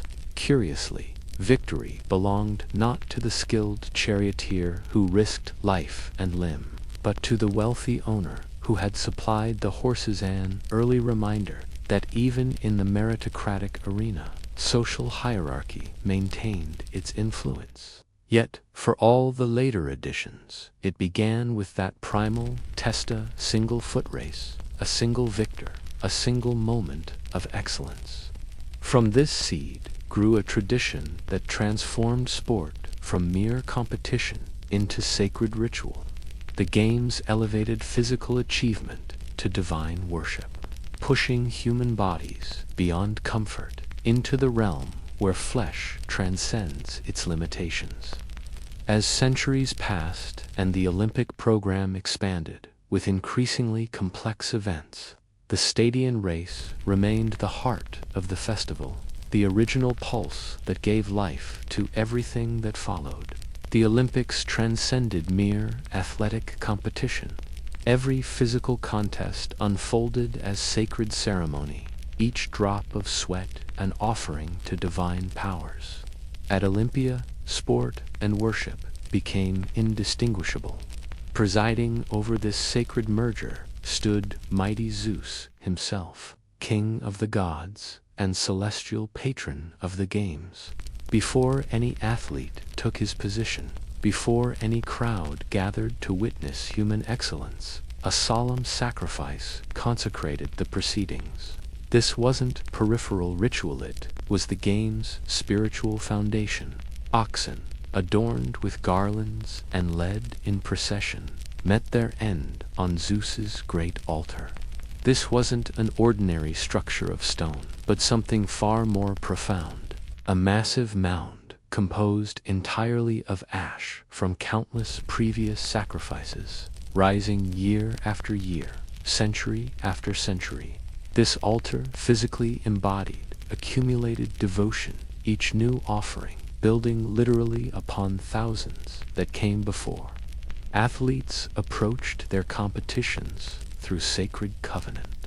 Within Zeus's temple, each competitor placed his hand upon sacrificial boar's flesh and swore a binding oath. He vowed to compete with honor, to train without forbidden advantages, to bring no shame upon the sacred grounds. This wasn't mere formality, it was spiritual contract. Violation meant more than disqualification, it constituted religious transgression. Cheaters faced fines that funded bronze statues of Zeus himself, each bearing inscriptions naming those who had broken faith. These monuments of shame stood at the stadium entrance, silent warnings that the gods witnessed every deception. Punishment might extend beyond public humiliation to flogging or lifetime banishment from the sacred precinct. The sacred games unfolded under the watchful eyes of the Hellenodikai judges from Elis, who transcended mere arbitration. These weren't simply officials with whistles. They were priest judges, divine intermediaries between mortal competition and immortal judgment. For 10 solemn months before each Olympiad, they sequestered themselves in training, mastering not only the technical standards of each event, but also the sacred protocols that connected human striving to divine approval. Draped in rich purple robes that signified their elevated status, they moved through the crowds with ceremonial staffs in hand, symbols of authority, both earthly and celestial. Dominating the sacred precinct stood the Temple of Zeus, a breathtaking monument of stone and faith where the divine presence was made manifest. Within its shadowed interior loomed the masterpiece of Phidias, a colossal statue rising over 40 feet toward heaven. This was no ordinary sculpture, but a theophany in ivory and gold, the seated god of thunder, observing his games with eternal patience. In one hand he gripped his scepter of cosmic authority. In the other, a winged Nikon, goddess of victory, ready to bestow divine favor on the worthy. So magnificent was this creation that later generations would name it among the 7 wonders that defined the ancient world. Every athlete who competed did so under the weight of this divine gaze. Their sweat-slicked bodies performed not merely for human acclaim, but as living prayer, physical worship, where muscle and sinew spoke directly to the gods. The sacred grounds of Olympia vibrated with the sounds of straining athletes, ritual chants, and the distinctive fragrance of olive oil that glistened on muscled bodies. Yet one element was conspicuously absent: women. The Olympic Games existed as an exclusively male domain, a sanctuary where the feminine was forbidden, not only from competition, but even from spectatorship. The penalty for married women who dared violate this sacred boundary was chillingly severe: death by being hurled from the craggy heights of Mount Typeon. This harsh exclusion reflected the fundamental structure of Greek society, where public spaces, especially those fusing athletics with religious observance, remained firmly under masculine control. The games celebrated more than physical prowess. They venerated a philosophical ideal embodied in the male form. Athletic nudity wasn't merely practical, but deeply symbolic. Each sculpted physique representing cosmos, the harmonious order of the universe made flesh. The disciplined male body, honed through rigorous training and displayed without shame, became a living sculpture celebrating virtue made visible. Within this conceptual framework, the married woman associated with domesticity and reproduction was deemed fundamentally incompatible with this sacred visual language. Yet even in this masculine realm, feminine presence wasn't entirely erased. Unmarried girls, their potential still untamed by marriage, were occasionally permitted as spectators. More significantly, they participated in their own sacred competition, the Hyriean Games, dedicated to Zeus's divine consort. In these races, young maidens ran along the same hallowed ground as their male counterparts, though with crucial distinctions. Their course measured shorter. They competed not in heroic nudity, but in short chitons that left one shoulder daringly exposed. Their hair streamed unbound, behind them a potent symbol of unmarried status. Victorious girls received the sacred olive crown and earned the privilege of dedicating statues to Hera herself, marking their triumph in the divine feminine realm. Despite these concessions, the Hyriean Games remained distinctly separate from the Olympic tradition. The Olympics maintained their essential character as sacred rites intertwined with martial values, a celebration where strength, endurance, and competitive glory prepared men for the battlefield as much as for divine favor. Olympic victory transformed an athlete into a hero of his city-state, a representative of collective masculine excellence that Greek society systematically denied to women. History records one fascinating exception that illuminates the system's rigid boundaries: Caniska of Sparta, a noble woman of remarkable wealth and determination who bred championship horses, because chariot racing uniquely awarded victory to the owner rather than the driver.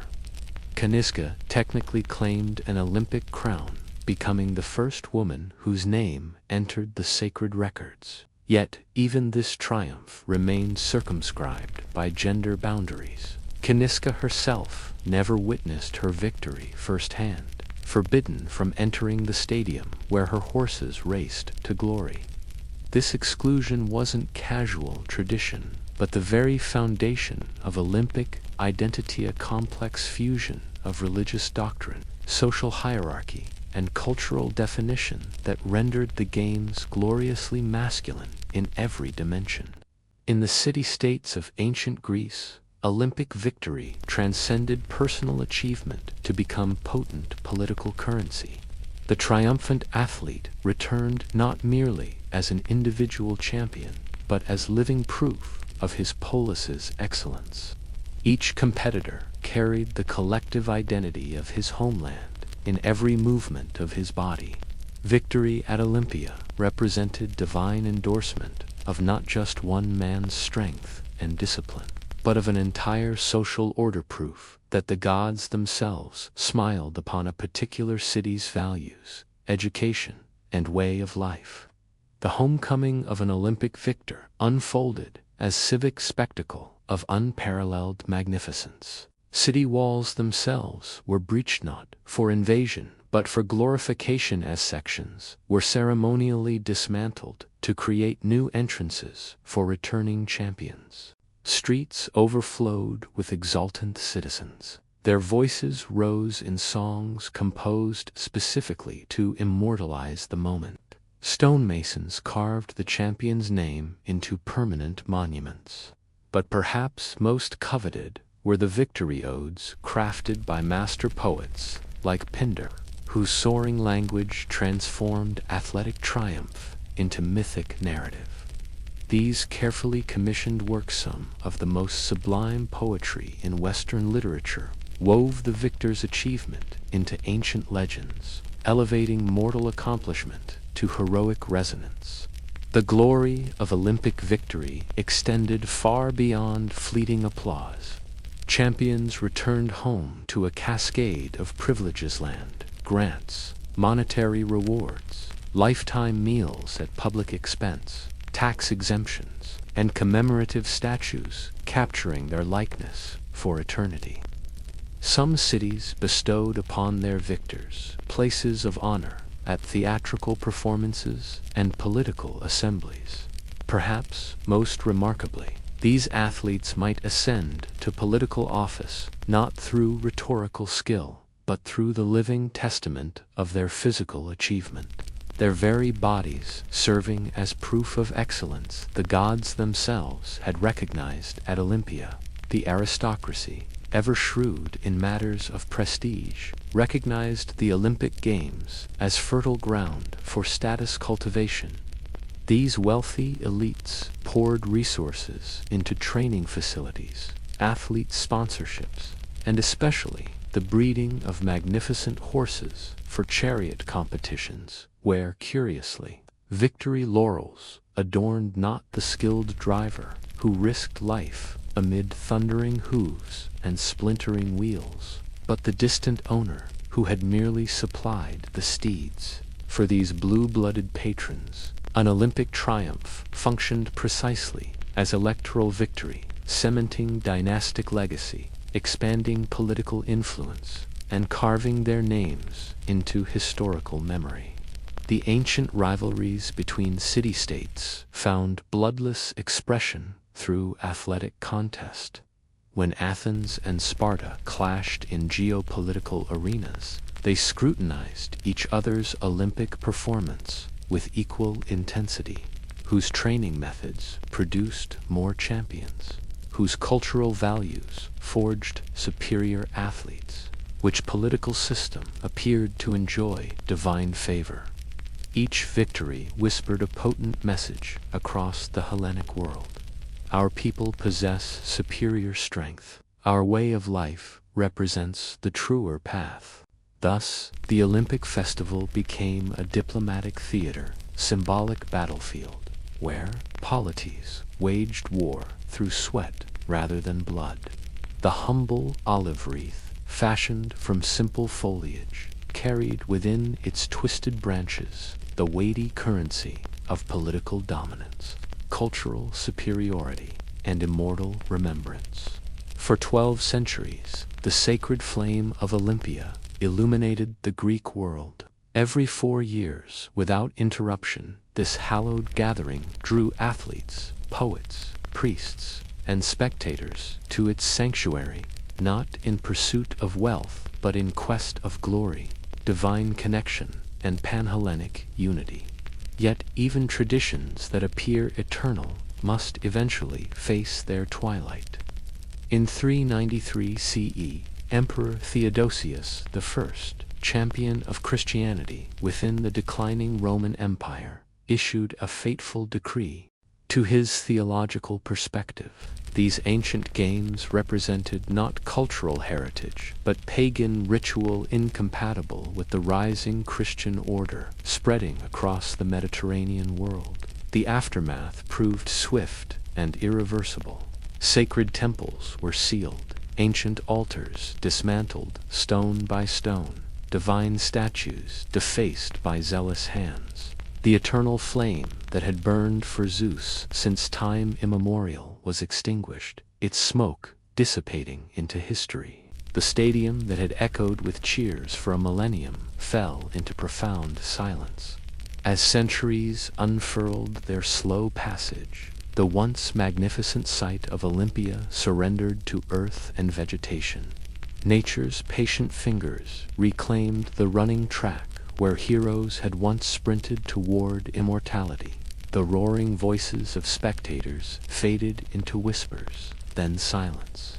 The names of champions once sung by poets and carved in stone, solved from memory, preserved only by scattered scribes, whose dusty scrolls waited in darkness for eyes that might someday rediscover them. Yet the Olympic spirit possessed a resilience that transcended its physical manifestation. In the 19th century, as archaeologists' careful hands brushed away centuries of soil from Olympia's buried treasures, revealing fallen columns, temple foundations, and training grounds where ancient champions had once prepared, a profound recognition stirred within the modern consciousness. What if this wasn't merely archaeological curiosity? What if the games could breathe again as living tradition, not as historical recreation, but as global symbol, speaking to universal human aspiration? In 1896, this vision crystallized into reality as the modern Olympic Games awakened in Athens, reimagined through the passionate vision of Baron Pierre de Coubertin. His belief echoed ancient wisdom that athletic competition could forge bonds between nations, just as it had once united fractious Greek city-states. The revived games borrowed consciously from their ancient predecessors the 4-year cycle, the sacred flame, the solemn procession of athletes. Even the philosophical ideal of Aristotle, harmonious excellence of body and spirit, found renewed expression in modern form. Today, in a ritual bridging millennia, the Olympic torch still ignites in ancient Olympia beside the ruins of Hera's temple, kindled by a parabolic mirror capturing the sun's rays through methods the original priests would recognize. From this sacred beginning, the flame journeys across continents and oceans, a living connection between ancestral wisdom and contemporary aspiration.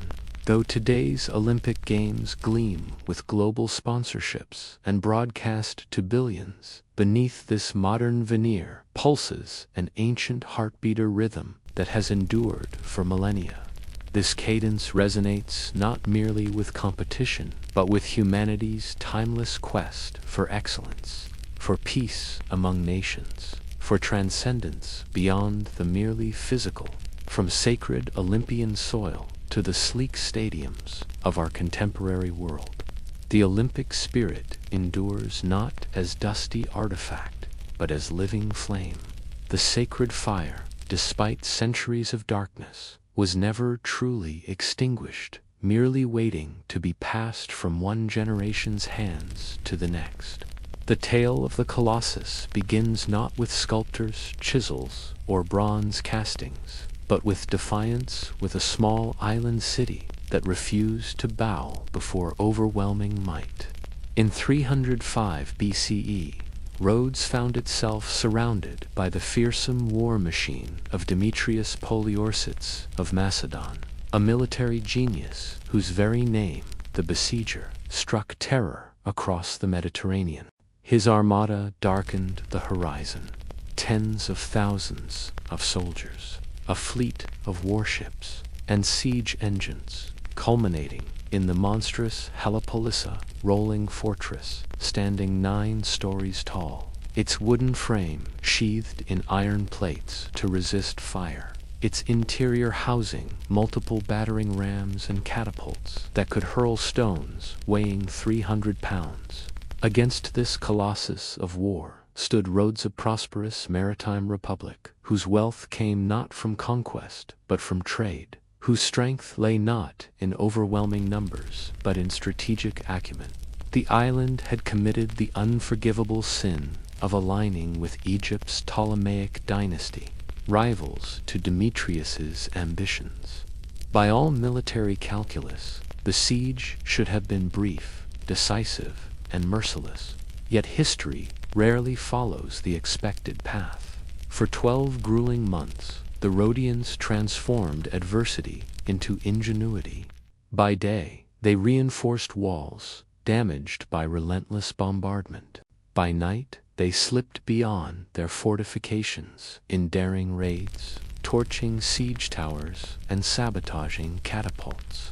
They turned the island's topography into a defensive weapon, channeling attackers into killing zones. When provisions grew scarce, they rewarded citizens who devised new methods to stretch rations.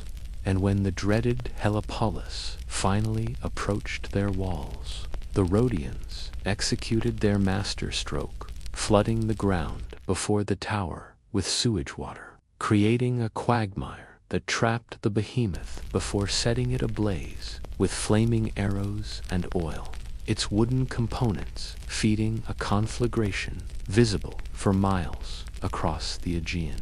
Faced with mounting losses, dwindling supplies, and the humiliation of his prized siege engine's destruction, Demetrius ultimately conceded defeat. As his ships withdrew from Rhodes harbor, they left behind a battlefield littered with abandoned war machines, broken siege equipment, and the shattered remnants of military hubris. The Rhodians had prevailed not merely through courage, but through collective resilience, their cities scarred but standing, their people bloodied but unbowed. In the quiet aftermath of victory, a singular thought crystallized. This triumph demanded commemoration beyond ordinary measure. With characteristic pragmatism merged with spiritual devotion, the Rhodians surveyed the detritus of war scattered across their shores. These engines of destruction, the broken towers, the twisted catapults, the thousands of pounds of bronze and iron left behind by the retreating army would find new purpose. In a profound act of symbolic transformation, they would melt down the very weapons meant for their destruction and reforge them into something magnificent. Their patron deity, Helios, god of the life-giving sun, whose light had guided them through their darkest hour, would be honored with a monument unprecedented in human history, not merely a statue, but a colossus that would stand as testimony to Rhodes' indomitable spirit. For this monumental task, they summoned Chairs of Lindos, a native son and sculptor whose reputation for technical brilliance matched his artistic vision. Standing amidst the wreckage of siege engines, Chairs conceived something beyond a mere memorial. He envisioned a symbol that would speak across centuries.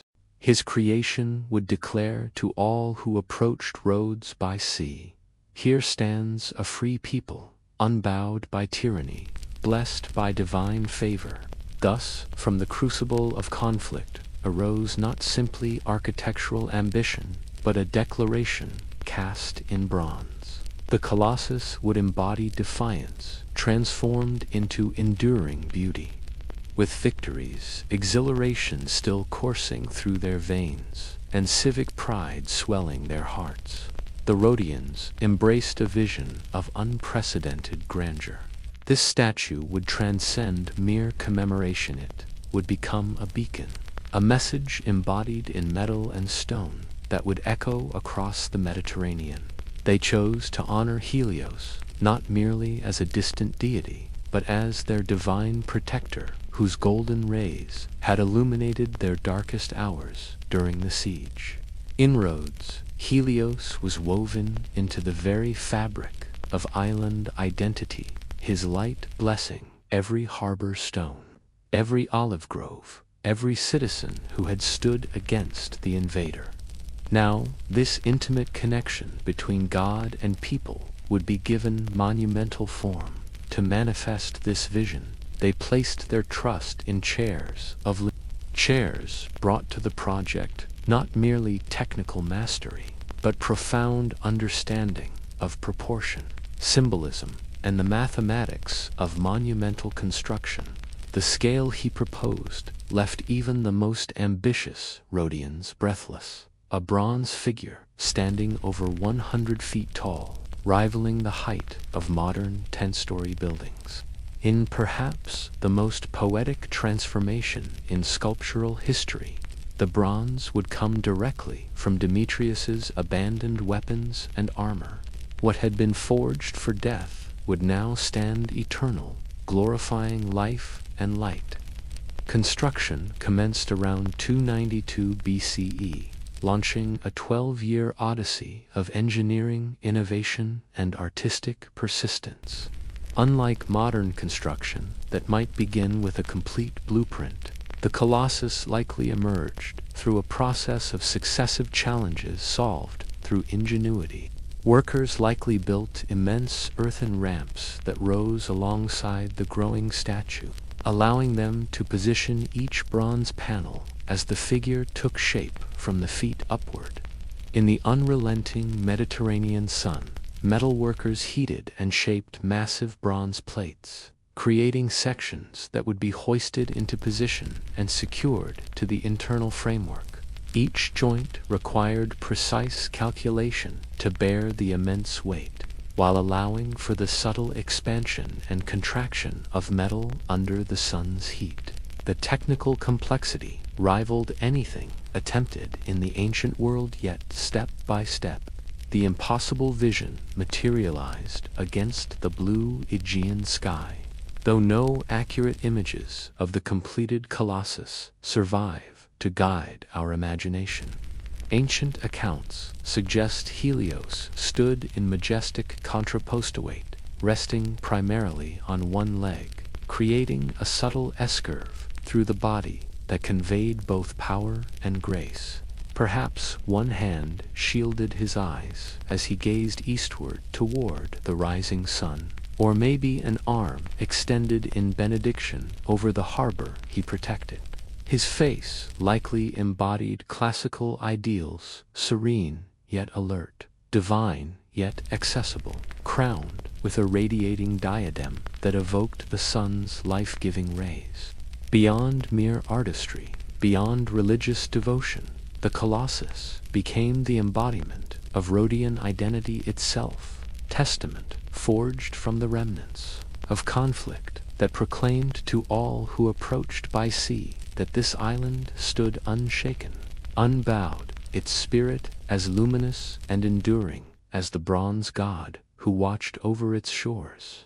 When the Colossus finally emerged from its 12-year construction in 280 BCE, it wasn't merely a statue, it was a breathtaking testament to human ingenuity. Soaring more than 30 meters into the Mediterranean sky, this bronze sentinel became the tallest statue the ancient world had ever witnessed, crafted meticulously from countless bronze plates fastened over an ingenious skeleton of iron and stone. It commanded the Rhodes skyline with majestic authority, leaving approaching sailors speechless as they navigated into the harbor. While romantic legends would later claim it straddled the harbor entrance, with ships passing beneath its colossal legs, historians and structural engineers have long dismissed this as magnificent fantasy. The physics simply wouldn't allow it. More likely, Helios stood proudly beside the harbor, elevated on a massive stone pedestal that enhanced its already imposing height. Its burnished bronze surface capturing and reflecting the Mediterranean sunlight, its crown of radiating spikes perfectly embodying the divine power of the sun god it represented. The engineering marvel behind this colossal achievement defied imagination. Each bronze plate was painstakingly hammered, shaped, and fitted with jeweler's precision, despite its enormous scale. These plates interlocked seamlessly into a hidden internal framework, an architectural skeleton centuries ahead of its time. No seam revealed its mortal creation. Construction likely progressed via a series of steadily rising earthen ramps, spiraling upward as the god took form.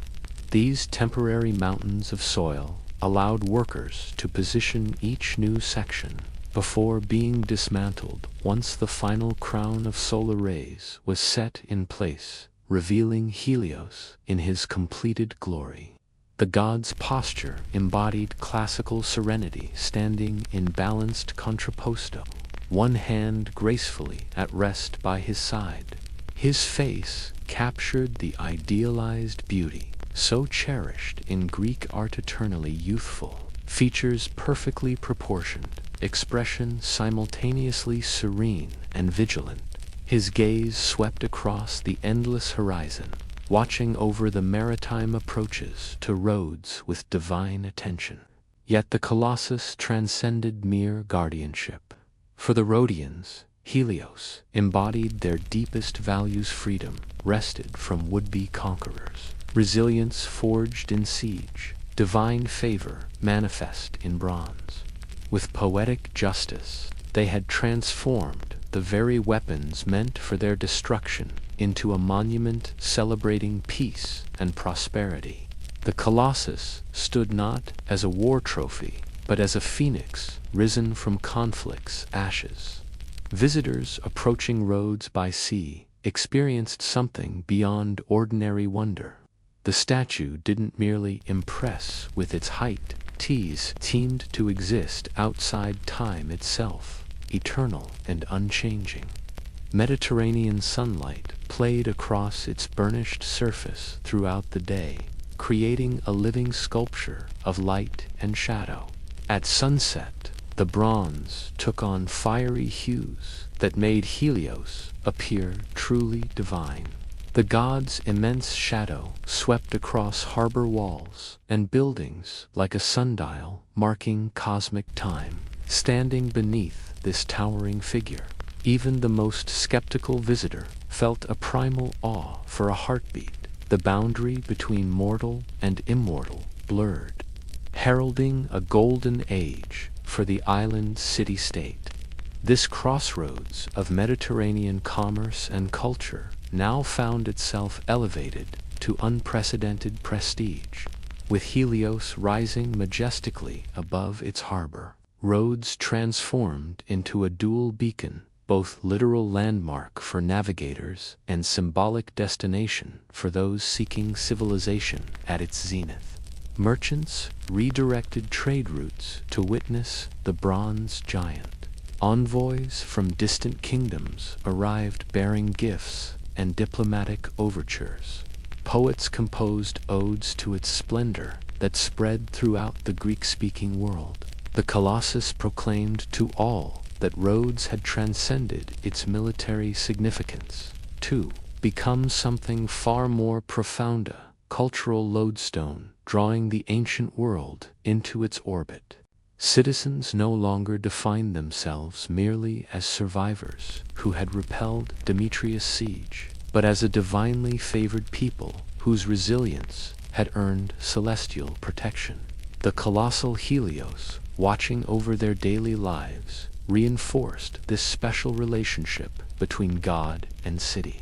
The sun deity was no longer confined to temple precincts and religious festivals. He had become a constant presence in Rhodian life. His massive silhouette visible from every corner of the city, his shadow passing over marketplaces and homes as the sun traced its daily arc. This tangible divine presence reshaped how Rhodians understood themselves and their place in the wider Mediterranean world. The statue's distinctive image, Helios, crowned with radiating solar rays, began appearing on coins struck in the city's mint, creating portable ambassadors that circulated throughout Mediterranean trade networks. These coins announced Rhodian prosperity while spreading the fame of their bronze guardian. Inscriptions celebrating the wonder proliferated on monuments and in literature. Travelers returned home with accounts that verged on mystical, describing how dawn light struck the statue's polished surface, seeming to ignite the bronze god from within, bathing the entire harbor in a supernatural golden glow that transformed ordinary seawater into liquid fire. Through such poetic testimonials, the Colossus achieved something rare. It became legend while still standing.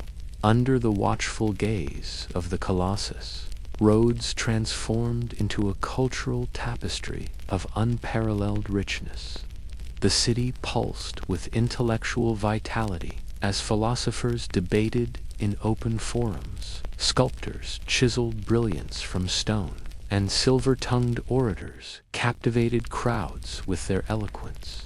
Prestigious schools of rhetoric blossomed across the island, drawing ambitious students from distant shores.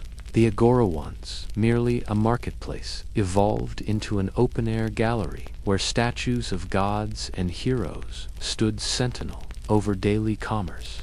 This magnificent synthesis of art, politics, and religious devotion coalesced into a singular civic identity. With the towering colossus at its radiant center, binding citizens together beneath his bronze shadow. Yet the statue's significance radiated far beyond Rhodes' limestone shores. Throughout the Mediterranean world, it emerged as the quintessential emblem of resilience against overwhelming odds, a monument literally forged from the weapons of would-be conquerors. This colossus, dedicated to Helios, visible to mariners from impossible distances, spoke a universal language that transcended borders and tongues. Across the Hellenistic world, its existence whispered a profound truth that human suffering, when transformed through vision and craft, could yield something of transcendent beauty. That peace, once wrested from the jaws of conflict, could manifest as something more magnificent than war had ever conceived. The Colossus resonated differently with each who beheld it. For mystics and philosophers, it represented divine harmonia, perfect marriage between a city and its patron deity, manifested in gleaming bronze. For weary travelers from war-torn lands, it offered tangible proof that even in an age scarred by endless conquest, human hands could still create rather than destroy, could still reach skyward in reverence rather than raise swords in anger. But for the Rhodians themselves, it was something far more intimate. Their triumph crystallized, their patron deity embodied, their collective aspiration reaching toward heaven. The Colossus was never merely a wonder to be listed alongside others. It was hope itself, captured in bronze, standing defiant against oblivion. In 226 BCE, just 12 short years after the Colossus first gazed upon the harbor it guarded, the earth beneath Rhodes betrayed its most magnificent creation. Without warning, the ground began to convulse in violent tremors. Throughout the city, homes collapsed like sandcastles before the tide. Ancient temples, having weathered centuries of storms, cracked open as though struck by invisible hammers. The harbor walls, robust stonework, engineered to withstand the Mediterranean's fiercest tempest, shuddered and fragmented. Then came the sound that would haunt Rhodian nightmares for generations. A groaning of metal so profound it seemed to emanate from the earth's core, followed by what witnesses described as a cry from the heavens, as the mighty Helios, pride of Rhodes and wonder of the world, snapped catastrophically at the knees and plummeted toward the earth that had forsaken it. The Colossus did not surrender to gravity with dignified simplicity. Its fall was as spectacular as its creation had been. It descended in stages, a choreography of destruction that unfolded with terrible, mesmerizing grace. The bronze legs, each thicker than ancient oak trunks, buckled first, metal shrieking against metal as the internal framework twisted beyond its tolerance. As the lower body gave way, the massive torso pitched forward with gathering momentum, slamming into the earth with such force that bystanders reported feeling a second tremor, distinct from the earthquake itself. The impact shattered carefully joined bronze plates that had withstood a decade of Mediterranean storms. Fingers that had been crafted with exquisite detail, each the size of a grown man, splintered upon impact. The noble head of Helios, which had gazed serenely across the Aegean, watching for approaching ships, now lay face down in the dust, its expression of divine confidence hidden from the sky it once contemplated. No human ingenuity could have prevented this cataclysm. No prayer averted this fall. The god of light had been humbled by forces older than divinity itself. The earthquake inflicted grievous wounds upon Rhodes' collapsed homes, ruined harvests, destroyed livelihoods, yet nothing cut deeper into the Rhodian soul than witnessing their divine protector lying broken upon consecrated ground. The Colossus had transcended its nature as mere statue. It had become companion, guardian, the physical manifestation of divine favor blessing their island. Now it lay scattered across the sacred precinct, its magnificent form reduced to a labyrinth of twisted bronze and exposed framework. The wreckage sprawled across temple grounds like a fallen titan, its shadow no longer offering protection, but instead casting a pall of divine abandonment. For a people who had invested their identity in this monument, who had seen in its upraised hand the blessing of Helios himself, the psychological devastation exceeded even the physical damage to their city. Yet remarkably, even in catastrophic ruin, the Colossus retained an aura of the sublime.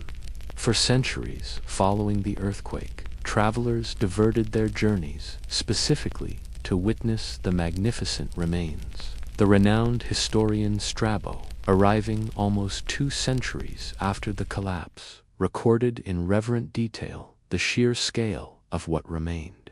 Visitors stood in silent awe beneath broken limbs that still towered over them like toppled pillars of a giant's temple. They marveled at engineering that, even in failure, testified to genius fingers thicker than a man's torso. Ribcage sections curved like the forgotten armor of gods, hollow chambers large enough to stand within. The exposed interior revealed the sophisticated iron framework that had once distributed the statue's colossal Waitan architectural marvel centuries ahead of its time. What had once been a testament to Rhodian triumph now offered a different kind of education, a glimpse into the brilliant minds that had conceived it, the skilled hands that had built it, and the indomitable spirit of a civilization determined to leave its mark upon the world. In the aftermath, interpretations of the disaster proliferated like wildflowers after spring rain. Some religious authorities declared it divine retribution Helios, displeased by human presumption in creating his image at such scale. Others saw it as a cosmic reminder that even humanity's greatest achievements must eventually bow before nature's indifferent power. But the majority of Rhodians, though heartbroken, adopted a perspective that revealed their profound spiritual maturity. They refused to erase or hide their fallen wonder. The Colossus, though shattered, remained sacred, perhaps even more so in its brokenness. They made the unprecedented decision to leave the fragments exactly where they had fallen, transforming catastrophe into consecration. And so, for 8 centuries, these monumental pieces remained slowly surrendering their polished gleam to patina, gradually yielding their precise edges to weathering, yet never diminishing in their power to evoke wonder.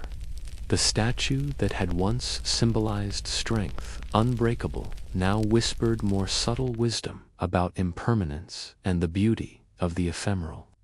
In its perfect wholeness, the Colossus had represented human triumph over adversity. In its brokenness, it offered something perhaps more valuable, a meditation on the sacred nature of transience itself.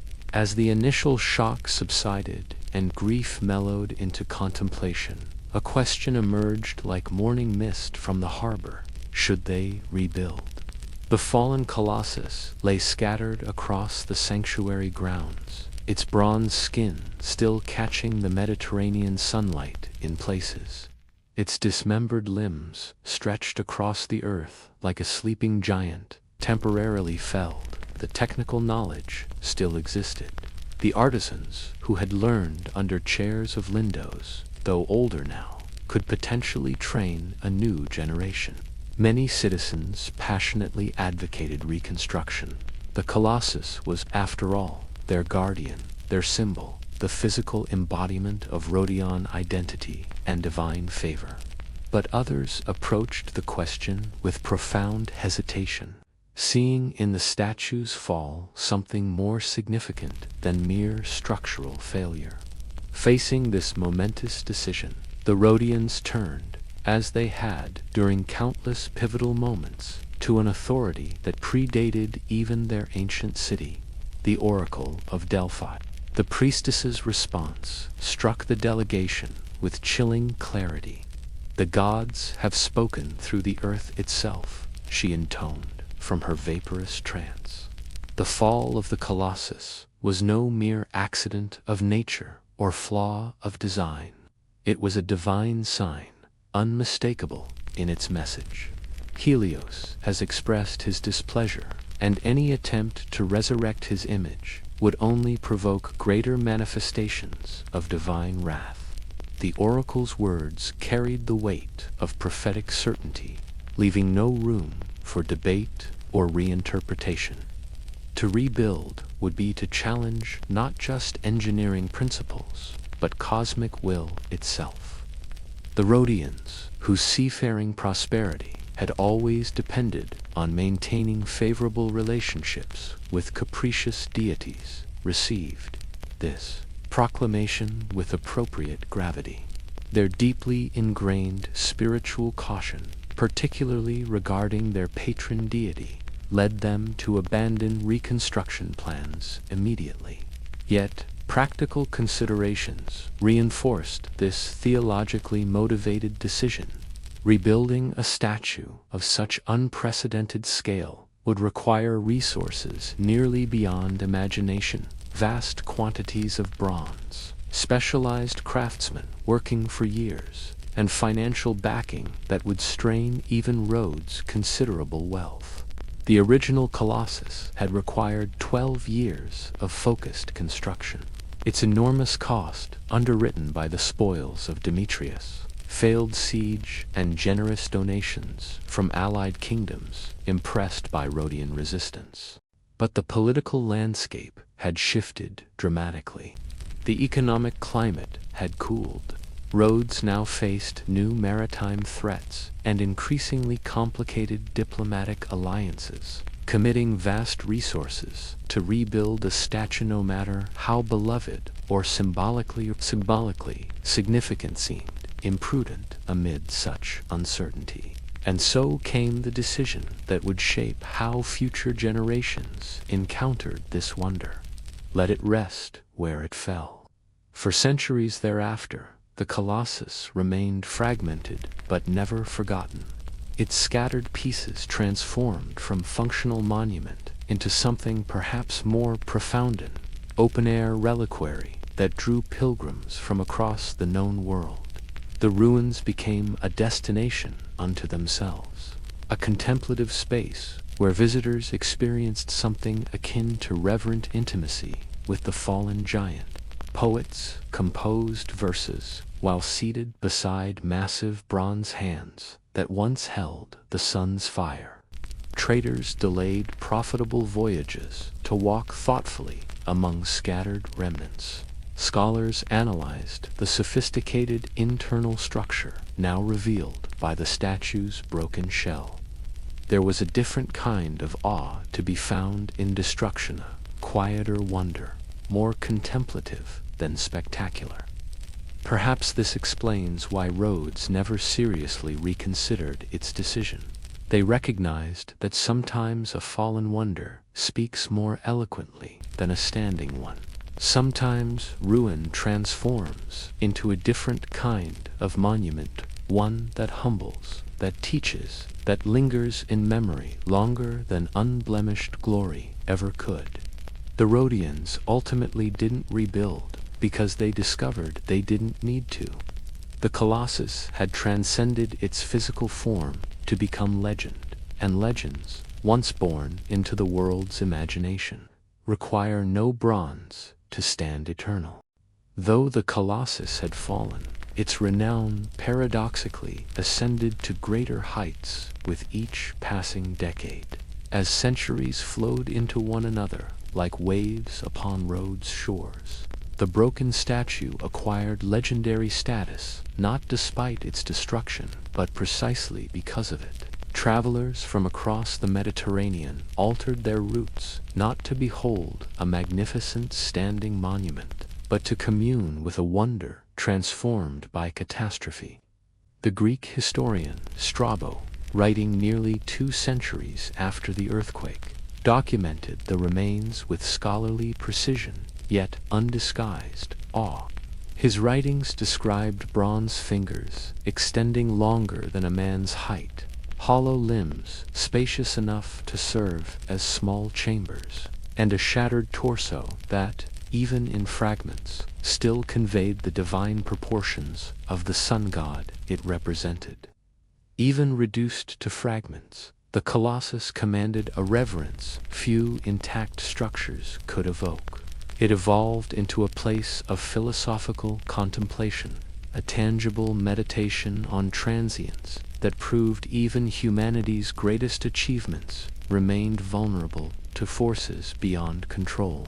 What greeted visitors was no longer a statue, but the ghost of former glory lying in state beneath the same sun it once embodied, teaching silent lessons about ambition's limits. Unlike other wonders that fell to human violence demolished by conquerors, dismantled by zealots, or cannibalized for building materials, the Colossus had been humbled by nature itself. An earthquake, blind and impartial in its destruction, had rendered judgment without malice, offering a cosmic reminder of humanity's place in the universal order. The Rhodians' treatment of these remains revealed profound spiritual wisdom. They neither melted the bronze for reuse nor cleared away the debris to reclaim valuable harbor space. Instead, they preserved the ruins precisely where fate had deposited them, allowing time, weather, and collective memory to transmute tragedy into something approaching sanctification. In the ancient Mediterranean world, the 7 wonders represented more than architectural achievements. They formed a sacred geography, destinations for pilgrimages that combined tourism with reverence. Rhodes, though its statue now lay horizontal rather than vertical, maintained its place within this constellation of marvels. Alongside the soaring lighthouse of Alexandria and the lush hanging gardens of Babylon, the broken Colossus continued to draw seekers from distant shores, offering a different but equally profound experience of wonder. The fallen Colossus offered something its standing counterpart never could have: more nuanced contemplation of human achievement and limitation. While other wonders dazzled visitors with mathematical precision, engineering innovation, or sheer scale, the Colossus in its broken state inspired more complex emotions, melancholy tinged with beauty, an appreciation for fragility as well as strength. It manifested the passage of time itself, inviting observers to trace the arc from conception to creation to catastrophe. It whispered of ambition's double nature, of how the same human ingenuity that raises monuments toward heaven cannot protect them from earth's tremors.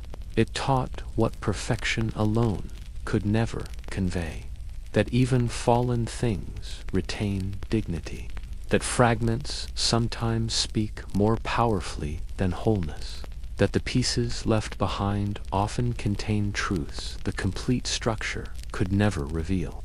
And so the pilgrims continued their journeys to Rhodes across generations. They stood in contemplative silence among the scattered remains, Their fingers traced the weathered edges of bronze plates that once formed the sun god's radiant countenance. Their imaginations reconstructed what eyes could no longer behold the day when Helios stood watch over the harbor, majestic and unbroken, catching the first light of dawn across his burnished surface. The wonder had not vanished, it had merely metamorphosed. What once inspired awe through height now evoked wonder through memory and meaning. The Colossus remained a miracle, not of engineering now, but of significance that transcended physical form. For over 800 years, a span of time during which empires rose and fell, religions transformed the Mediterranean world, and technologies evolved beyond the imaginations of those who built the Colossus. The bronze giant lay where earthquake had deposited it. Countless generations of Rhodians lived entire lives beneath its watchful presence. Children played among its fragments. Merchants conducted business in its shadow. Religious processions incorporated its remains into sacred rituals. Travelers from every corner of the known world made pilgrimages to stand beside pieces that dwarfed them, running reverent hands along surfaces polished by centuries of similar touches, each trying to reconstruct in mind's eye the towering figure these fragments once formed. And then, with the sudden finality that so often punctuates history's turning points, it vanished from the physical world altogether. In 654 CE, as the Mediterranean's political geography underwent dramatic reconfiguration, Rhodes fell before the advancing armies of the Umayyad Caliphate, rising Islamic power sweeping eastward with unprecedented momentum. The island that had once repelled the mighty Demetrius now passed under new authority. And with this transition came the final chapter in the Colossus's earthly existence. According to Byzantine chroniclers, writing in subsequent centuries, the conquerors viewed the statue's vast remains through an entirely practical lens, not as cultural treasure or historical monument, but as valuable raw material awaiting repurposing. The bronze still, of exceptional quality, despite centuries of exposure, was reportedly sold to a traveling Syrian merchant who recognized its worth. This enterprising trader supposedly transported the dismantled wonder, piece by piece, loaded onto the backs of 900 camels, who plodded away from Rhodes bearing the physical remnants of one of humanity's greatest artistic achievements. Whether this oft-repeated number of camels represents historical fact or narrative embellishment matters less than the unambiguous reality it underscores. The Colossus of Rhodes, at least in material form, had vanished completely. No more monumental fragments remained for pilgrims to touch. No more colossal limbs for poets to contemplate. No more massive bronze features weathering beneath Aegean skies. The statue that had once dominated Rhodes' skyline, that had embodied resistance to tyranny and celebrated divine favor, that had fallen yet continued to inspire even in ruin, now existed solely in the realm of words and memory. The physical body had departed, leaving only its ghost to haunt history's imagination. Yet these words and memories proved remarkably resilient, perhaps even more enduring than bronze itself. Writers and historians continued to include the Colossus in their catalogues of the 7 wonders of the ancient world, placing it alongside monuments both vanished and extant: the gleaming marble mausoleum at Halicarnassus, the enigmatic hanging gardens of Babylon, the mathematically perfect pyramids of Giza. The Colossus, though physically absent longer than most of its wonder companions, maintained its position within this elite assemblage through sheer power of cultural memory. Its image underwent fascinating transformations as it passed through different civilizations' interpretive lenses. Medieval cartographers, working from imagination rather than archaeological evidence, depicted it astride Rhodes Harbor like a gigantic gateway, creating the enduring misconception that ships sailed between its colossal legs. Renaissance artists reimagined it as a titan of classical proportion, casting impossibly long shadows across azure Mediterranean waters. With each reinvention, the Colossus transcended its historical reality to become something perhaps more significant, a symbol of human potential, a reminder of what once was and what might someday be again. Here lies perhaps the most exquisite irony of the Colossus. We know precious little of its true appearance. No blueprints survived the passage of millennia. No detailed carvings preserved its likeness. No fragments remained to guide our understanding. Our conception of this wonder emerges solely from whispered accounts of ancient travelers, the careful notations of distant historians, and the creative license of those who arrived centuries too late. Yet this very mystery might be its greatest gift to posterity. The Colossus transcended mere statuary to become something far more profound in aspiration, cast in bronze, a testament to what humans might achieve when courage, aesthetic vision, and shared purpose converge in perfect harmony. Though its physical form has vanished, its metaphorical shadow stretches unbroken across the centuries. The Colossus no longer commands Rhodes Harbor, but its significance remains undiminished, its meaning uncollapsed. After more than 2 millennia since its fall, it persists not as rubble or ruin, but as an enduring symbol etched indelibly into humanity's collective consciousness.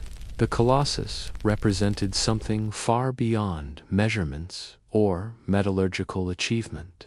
It embodied what spectators beheld when gazing upward: defiance transformed into strength, resilience rendered as beauty, collective pride made magnificently tangible, forged from the abandoned weapons of would-be conquerors.